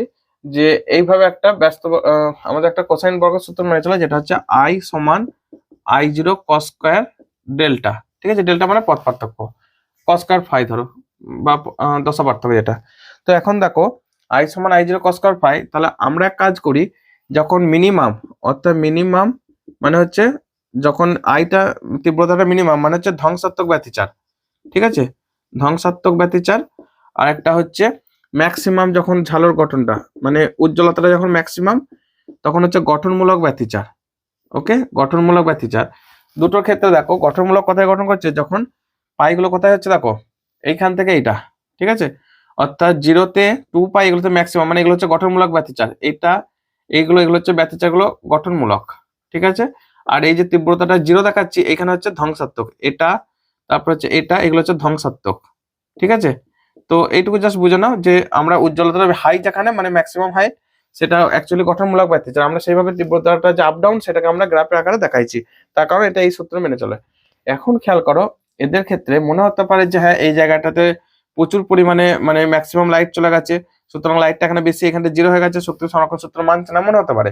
কিন্তু আমরা যদি টোটালটা গড় নিই না, এইখান থেকে এতটা ধরো আমরা 0 থেকে পাই থেকে 2 পাই দুটোর জন্য যদি গড় নিই, তাহলে দেখো যে টোটাল আই গড় মানে আই গড় বা আই অ্যাভারেজ ভ্যালু যদি বলি, আই এ বলে লিখছি, তাহলে দেখো একবার লিখবো 0 থেকে পাই, সেক্ষেত্রে কি আসছে গো 0 থেকে পাইয়ের জন্য এই কোন ফর্মুলা ইউজ করব, তখন দেখো আমাদের যে ইয়েটা মানে বিস্তারটা যোগ হয়, অর্থাৎ আই ম্যাক্সিমামের ক্ষেত্রে বিস্তারটা a1 প্লাস a2 তার হোল স্কোয়ার। তো দুটোই তো এ বলেছি, তাহলে এ প্লাস এ মানে যে তরঙ্গগুলো তার স্কোয়ার মানে 2a স্কোয়ার। আর যখন মিনিমামের ক্ষেত্রে আই যে মিনিমাম সেটা ক্ষেত্রে a1 মাইনাস a2 তার হোল স্কোয়ার মানে এ মাইনাস এ তার হোল স্কোয়ার মানে 0 স্কোয়ার। ওকে, তাহলে এটার ক্ষেত্রে লিখবো 0 টু পাই, এর ক্ষেত্রে আমরা গড় মান বার করার জন্য 0 টু পাই আমরা হাফ করে দেবো, ঠিক আছে, ওইখান পর্যন্ত হাফ করে নিচ্ছি, মানে 0 টু পাই গড় মান ভ্যালু বার করার জন্য তার জন্য যে ভাগ করতে হয় আর কি। এটার ক্ষেত্রে দেখো এ প্রাইম অর্থাৎ এ প্রাইম মানে হচ্ছে 2a, আচ্ছা সরি এ প্লাস এ মানে তো 4 স্কোয়ার, তাহলে এটা হবে 4 square into cos square phi, okay, D phi plus তারপর পাই থেকে 2 পাই, এই যে মানটা পাই থেকে 2 পাই অ্যাভারেজ ভ্যালু বার করো, সেক্ষেত্রে ফর্মুলাটা হবে দেখো এখানে আমরা কত করব, পাই থেকে 2 পাই মানে পাই ডিফারেন্স, তাহলে 1 বাই পাই, ঠিক আছে। সেক্ষেত্রে দেখো মিনিমাম ভ্যালু থেকে স্টার্ট হচ্ছে, তাহলে আমরা মিনিমামটা নেবো 0 into cos square phi D phi, ঠিক আছে। তো এটা তো 0 হয়েই যাচ্ছে, অলরেডি 0 হয়ে যাচ্ছে, উপরটা খেয়াল করো 1 বাই পাই 4 স্কোয়ার, ঠিক আছে, কস স্কোয়ার ফাই, এটাকে আমরা এক কাজ করি, এটাকে একটু এইভাবে মডিফাইড করি 1 বাই পাই, ওকে, 4 স্কোয়ারটার মধ্যে 2 স্কোয়ার বাইরে আনছি, ভিতরে 2 রইলো, 2 cos square phi D phi 0 to pi, বাকিটা 0 হয়ে যাচ্ছে এই জায়গাটা, তাহলে 2 square by pi into 2 cos square phi মানে 1 plus cos 2 phi, okay, D phi, তো 0 টু পাই, ওকে।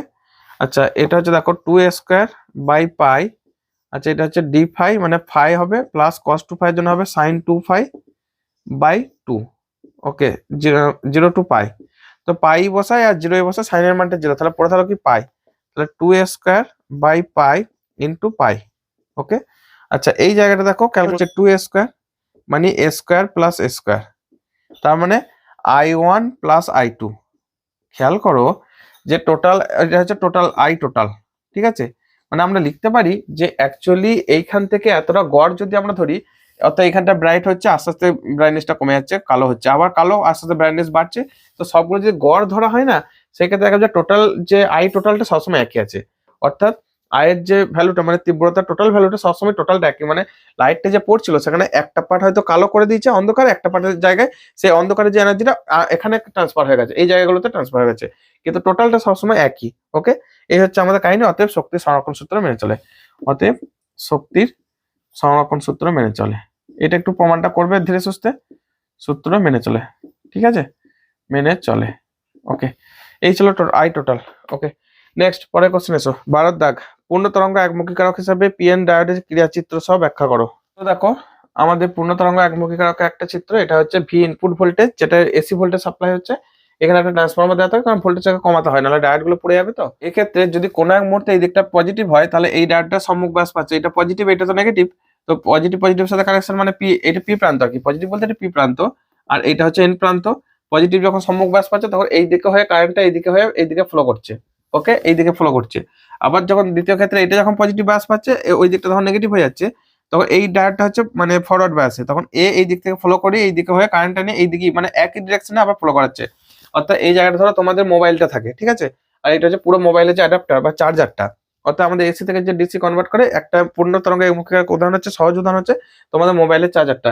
তো সেক্ষেত্রে এই জায়গাটাতে সে সবসময় একই ডিরেকশনে কারেন্টটাকে ফ্লো করছে, দুটোর ক্ষেত্রে একই ডিরেকশন, মানে আমি একবার অ্যারোর চিহ্ন দেখাচ্ছি, এইদিকে হয়ে এইদিকে হয়ে এইদিকে হয়ে এইদিকে ফ্লো করে এইদিকে, আর যদি এইটা ফ্লো করে তখন এইদিকে হয়ে এইদিকে হয়ে এইদিকে হয়ে এইদিকে ফ্লো করে দিয়ে আবার এইদিকে, ঠিক আছে, এই হচ্ছে ঘটনা। তো দুটোর ক্ষেত্রে আমি একটু তরঙ্গটা দেখিয়ে দিই, এটা ধরো D1 ডায়োডের জন্য, এটা হচ্ছে D2 ডায়োডের জন্য, এইদিকে ভিটা ফ্লো করছে। আর এটা হচ্ছে D1 প্লাস দুটো তরঙ্গের জন্য, ঠিক আছে। আর উপরে দিচ্ছি আমি, নিচে দিচ্ছি কোনটা বলো তো, উপরেই এঁকে দিচ্ছি। এটা হচ্ছে ভি ইনপুটটা, ভি ইনপুট। তো ভি ইনপুটটার ক্ষেত্রে আমি একটু ডট ডট করে আগে টাইম স্ট্যাম্পটা ঠিক করে নিই, গোটা চারেক দেখালেই হবে, ঠিক আছে, জায়গাও কম এমনিতেই। তো দেখো এইটার ক্ষেত্রে এইভাবে তরঙ্গটা আসছে, ঠিক আছে। তো D1 যখন ফরওয়ার্ড বাস এই পজিটিভ গুলোকে খালি বহন করছে, এইগুলোকে জিরো করে দিচ্ছে, নীল করে দিচ্ছে। আবার D2 যখন পজিটিভ বাস এইগুলো জিরো, তখন এর এই দিকগুলো পজিটিভ, এটা জিরো এটা পজিটিভ, বোঝা গেছে কথা। এ যখন পজিটিভ এ তখন জিরো, কিন্তু এটা পজিটিভ মানে এটা পজিটিভ এটা জিরো। দুটোকে যখন যোগ করছি এটা সামথিং প্লাস জিরো মানে হচ্ছে এটা পজিটিভ পজিটিভ, ফাইনালি যে রেজাল্ট পাচ্ছি এটা। এরপর এটাকে ফিল্টার ইউজ করা হয়, ফিল্টার ব্যবহার করার মাধ্যমে পাই ফিল্টার, এল ফিল্টার, এলসি ফিল্টার ইত্যাদি, ঠিক আছে। তখন এটাকে আরো স্মুথ করানো হয়, মানে ফিল্টার ব্যবহার করার পর গ্রাফটা অনেকটা এরকম আসে, অর্থাৎ এরকম করে এই জায়গাটা হালকা পড়ে, দিয়ে এইখানটা বেশি পড়তে পারে না, এই জায়গাটা এরকম করে হালকা আপ ডাউন করে, তো ফলে মোবাইলটা ভালো থাকবে। বেশি আপ ডাউন করলে কিন্তু তাই বলা হয় যে কখনোই কমা দামি চার্জার ইউজ করবে না ফোনের জন্য, বেশি দামি চার্জার ইউজ করবে, মানে কোয়ালিটিফুল চার্জার ইউজ করবে। কমা দামি চার্জার হলে ওই যে ফিল্টারগুলো, সার্কিটগুলো কমা দামি জিনিসপত্র থাকে, ফলে তাড়াতাড়ি ফ্লাকচুয়েট বেশি হয় কারেন্টটা, যে কারণে তোমার কিন্তু মোবাইলটা পুড়িয়ে দিতে পারে। মনে থাকবে, যে কোনো ইলেকট্রনিক ডিভাইসের চার্জার যেটা ইউজ করবে, যে কোনো ইলেকট্রনিক ডিভাইসে সবসময় কোয়ালিটিফুল ভালো ব্র্যান্ড কোম্পানির সঠিক চার্জার ইউজ করবে, এবং দামি হোক কোনো ক্ষতি নেই। ওকে, পরে 12 বি পদার্থ বুলিয়ান সম্পর্কটি প্রতিষ্ঠা করো। দেখো আমাদেরকে বলেছে এটা সমান এটা প্রমাণ করতে হবে। আমরা এক কাজ করেছি, বাম পক্ষ ডান পক্ষ বলে ভেঙে নিয়েছি, left hand side right hand side, ঠিক আছে। তো এটাকে একটু গুণ করে দাও, বুলিয়ান বীজগণিত নিয়ম অনুযায়ী সমান A A bar, okay, plus A B plus A C plus B A bar plus B B plus B C, এটা। তো এটা যে আমরা বাম পক্ষটা করছি আগে।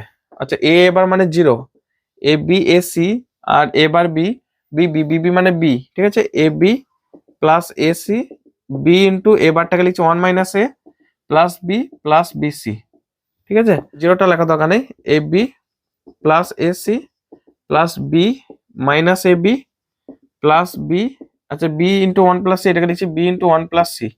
ওকে, এই এ বি কেটে যাচ্ছে, তাহলে দেখো এ C plus B plus 1 plus C, 1 plus C মানে 1, 1 এর সাথে যখনই যোগের ব্যাপার আসবে মনে হবে সেটা 1ই হয়, তাহলে এটাকে লেখো বি প্লাস এটা 1 প্লাস সি 1, তাহলে বি ইন্টু বি মানে বি। ও কয়বার লিখলাম, 3বার লেখা হয়ে গেল। আচ্ছা আচ্ছা, এসি বি বি, ঠিক আছে, তাহলে এসি প্লাস বি মানে হচ্ছে আবার বি হয় এটা। আচ্ছা, ডান পক্ষটা এবার প্রমাণ করি, এটাকে গুণ করলে হয় দেখো A B plus AC plus Bibi plus BC. তো এ বি প্লাস বিবি এখান থেকে একটা প্রমাণ করব, আর এসি প্লাস বিসি এটা একটা লিখবো। তাহলে দেখো এ বি প্লাস বিবি মানে হচ্ছে B plus AC plus BC, আমাদের রাখতে হবে কোনটা, বি আর এসি। আচ্ছা, তাহলে বি কমন নাও, 1 plus A plus AC plus BC, তাহলে দেখো বি 1 প্লাস এ মানে 1, তাহলে B plus AC plus BC. Okay, B into 1 plus C common, এই বিসিটা থেকে আর বিটা থেকে কমন নিচ্ছে, দেখো এখানে দাগ দেওয়া চলবে না, দাগ দিলে আবার অন্যরকম লাগে, মানে বার মনে হবে।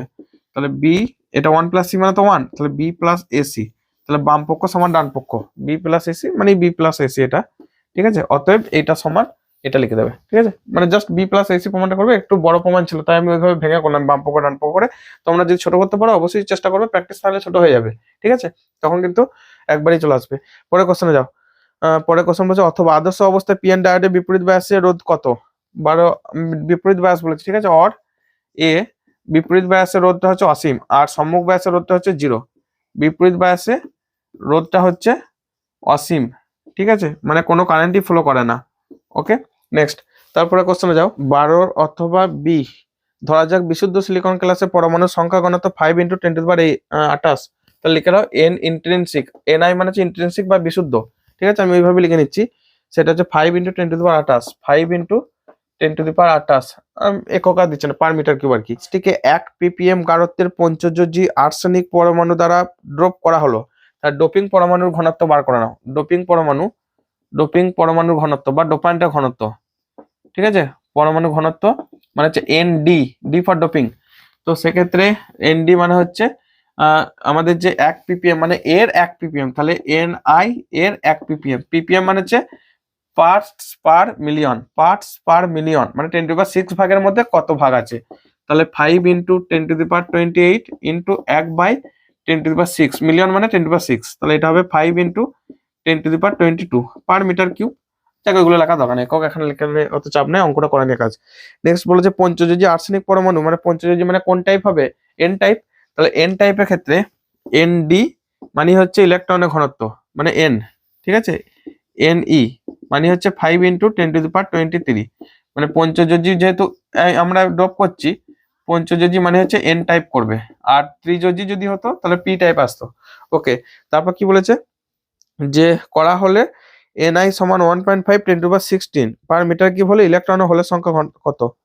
তাহলে দেখো ইলেকট্রন পরমাণু সংখ্যা ঘনত্ব পেয়ে গেছি 5 × 10⁻22, এটা একটা অ্যান্সার, ঠিক আছে।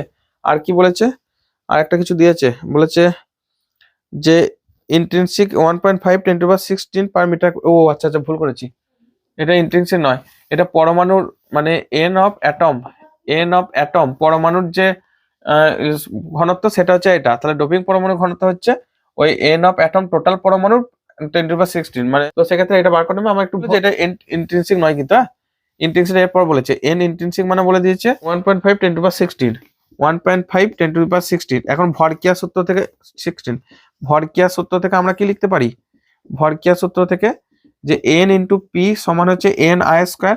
তাহলে পি এর মান এখান থেকে বার করে নাও, N I square by N I square মানে এটা 1.5 × 10⁻22 তার হোল স্কোয়ার বাই এন মানে হচ্ছে এই যেটা পেয়ে গেছি ইলেকট্রনের সংখ্যা ঘনত্ব 5 × 10�22, ঠিক আছে। ওকে, তাহলে দেখো এটা কিন্তু ইন্ট্রিনসিক আলাদা দিয়েছে, এটা পরমাণু সাপেক্ষে পার্টস পার মিলিয়ন, ঠিক আছে।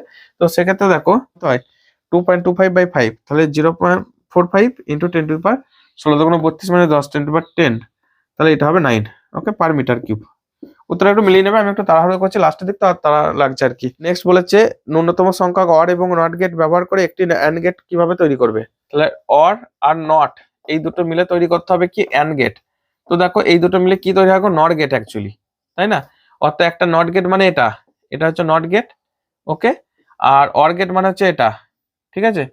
তো এটা হচ্ছে অর গেট, তো এই দুটো মিলে যখন তৈরি করবো not gate, actually not gate দিয়ে আমাদেরকে অ্যান্ড গেট বানাতে হবে, আরামসে পারবে। দেখো আমাদের যে ডি মর্গানস উপপাদ্যটা, অ্যান্ড গেট মানে কি এ ইন্টু বি, এটাকে লিখতে পারি তো এ ডট বি তার ডবল বার মানে একই থাকবে আর কি। তো একটা বার রেখে দিলাম, তাহলে এটা হবে দেখো এ বার প্লাস বি বার তার বার, মানে নট গেট আর কি। তাহলে এখানে আমরা এইভাবে ইউজ করবো, অর্থাৎ নট থেকে অ্যান্ড আসবো আর কি। তো এক কাজ করি, আমরা নট তো আঁকতে বলেনি, অ্যাকচুয়ালি বলছে নট আর অর, তাহলে এইভাবে আঁকতে হবে। এটা ধরো একটা, এটা একটা নট, তাহলে এই জায়গাটা হলো একটা নট গেট, ঠিক আছে। নট অর আর নট মিলে হচ্ছে নট গেট। এটা ধরো এ ছিল, তাহলে এইখানটা আসবে এ বার, ঠিক আছে, এ বার। আচ্ছা আরেকটা একইভাবে, ওকে, সেম ভাবে আসবে আর কি। আচ্ছা এটা সরি, তাহলে এটা ধরো বি আসছে সিগন্যাল, তাহলে এইখানটা আসবে বি বার, ওকে, এখানটা বি বার, এখানটা এ বার, এই দুটোকে আবার তুমি ইয়ে করে দাও, ঠিক আছে। এইখানটা এ আর বি বার মিলে হবে এ বার প্লাস বি বার, এই জায়গাটায় তার আবার নট, তাহলে এ bar plus B bar গোটাটা not, এটা হচ্ছে ওয়াই ইকুয়ালস ওয়াই সমান এটা, তাহলে তো ওয়াই সমান A bar double bar dot B double bar মানে তো এ ডট বি, তাহলে তো অ্যান্ড গেট হয়ে গেল, তাই না।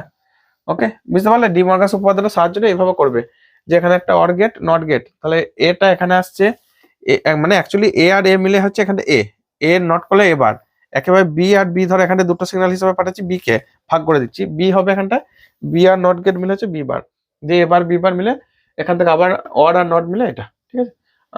এবার তাহলে এবার প্লাস বি বার আবার নট করে দিচ্ছি, মানে তার আবার বার হয়ে যাচ্ছে। ওকে ওকে, ঠিক আছে। তো এই ছিল আমাদের ভিডিও আজকে, পরের ভিডিও আবার কিছুদিন পরেই আসছে, ঠিক আছে। তো একদিন পরে আগে সেকেন্ড সেমিস্টার ফোর্থ সেমিস্টার এইভাবে তো অল্টারনেট করে দিচ্ছি, ঠিক আছে। তো ভিডিও যদি তোমাদের ভালো লাগে তাহলে সবশেষে যেটা কথা বলা আমাদের, অবশ্যই চ্যানেলটিকে সাবস্ক্রাইব করে রাখো আমাদের পরবর্তী এই ধরনের ভিডিওগুলো পাওয়ার জন্য। যদি তোমার এতটুকু ভিডিওটা হেল্পফুল মনে হয়ে থাকে তাহলে অবশ্যই আমাদেরকে একটি লাইক দিয়ে উৎসাহিত করতেও ভুলবে না আমাদের পরের ভিডিও পাওয়ার জন্য। আর তোমার বন্ধুদেরকে ভিডিওটি শেয়ার করে দিতে ভুলবে না যারা এখন এই ধরনের তোমাদের মতোই এইচএস পরীক্ষার্থী, ঠিক আছে। আর তোমার কি মতামত, কোন কোন জায়গায় বুঝতে তোমার অসুবিধা রয়েছে, এ টু জেড তোমার যা কিছু মানে প্রবলেম হবে কমেন্ট করতে আমাদের ভুলবে না। আমাদের কমেন্ট বক্স সবসময় আমাদের মানে চেক করা হয়। ওকে, তো দেখা হবে, আজকের মতো বিদায় নিচ্ছি, তাহলে দেখা হবে পরের ভিডিওতে, আজকের মতো টাটা, বাই বাই।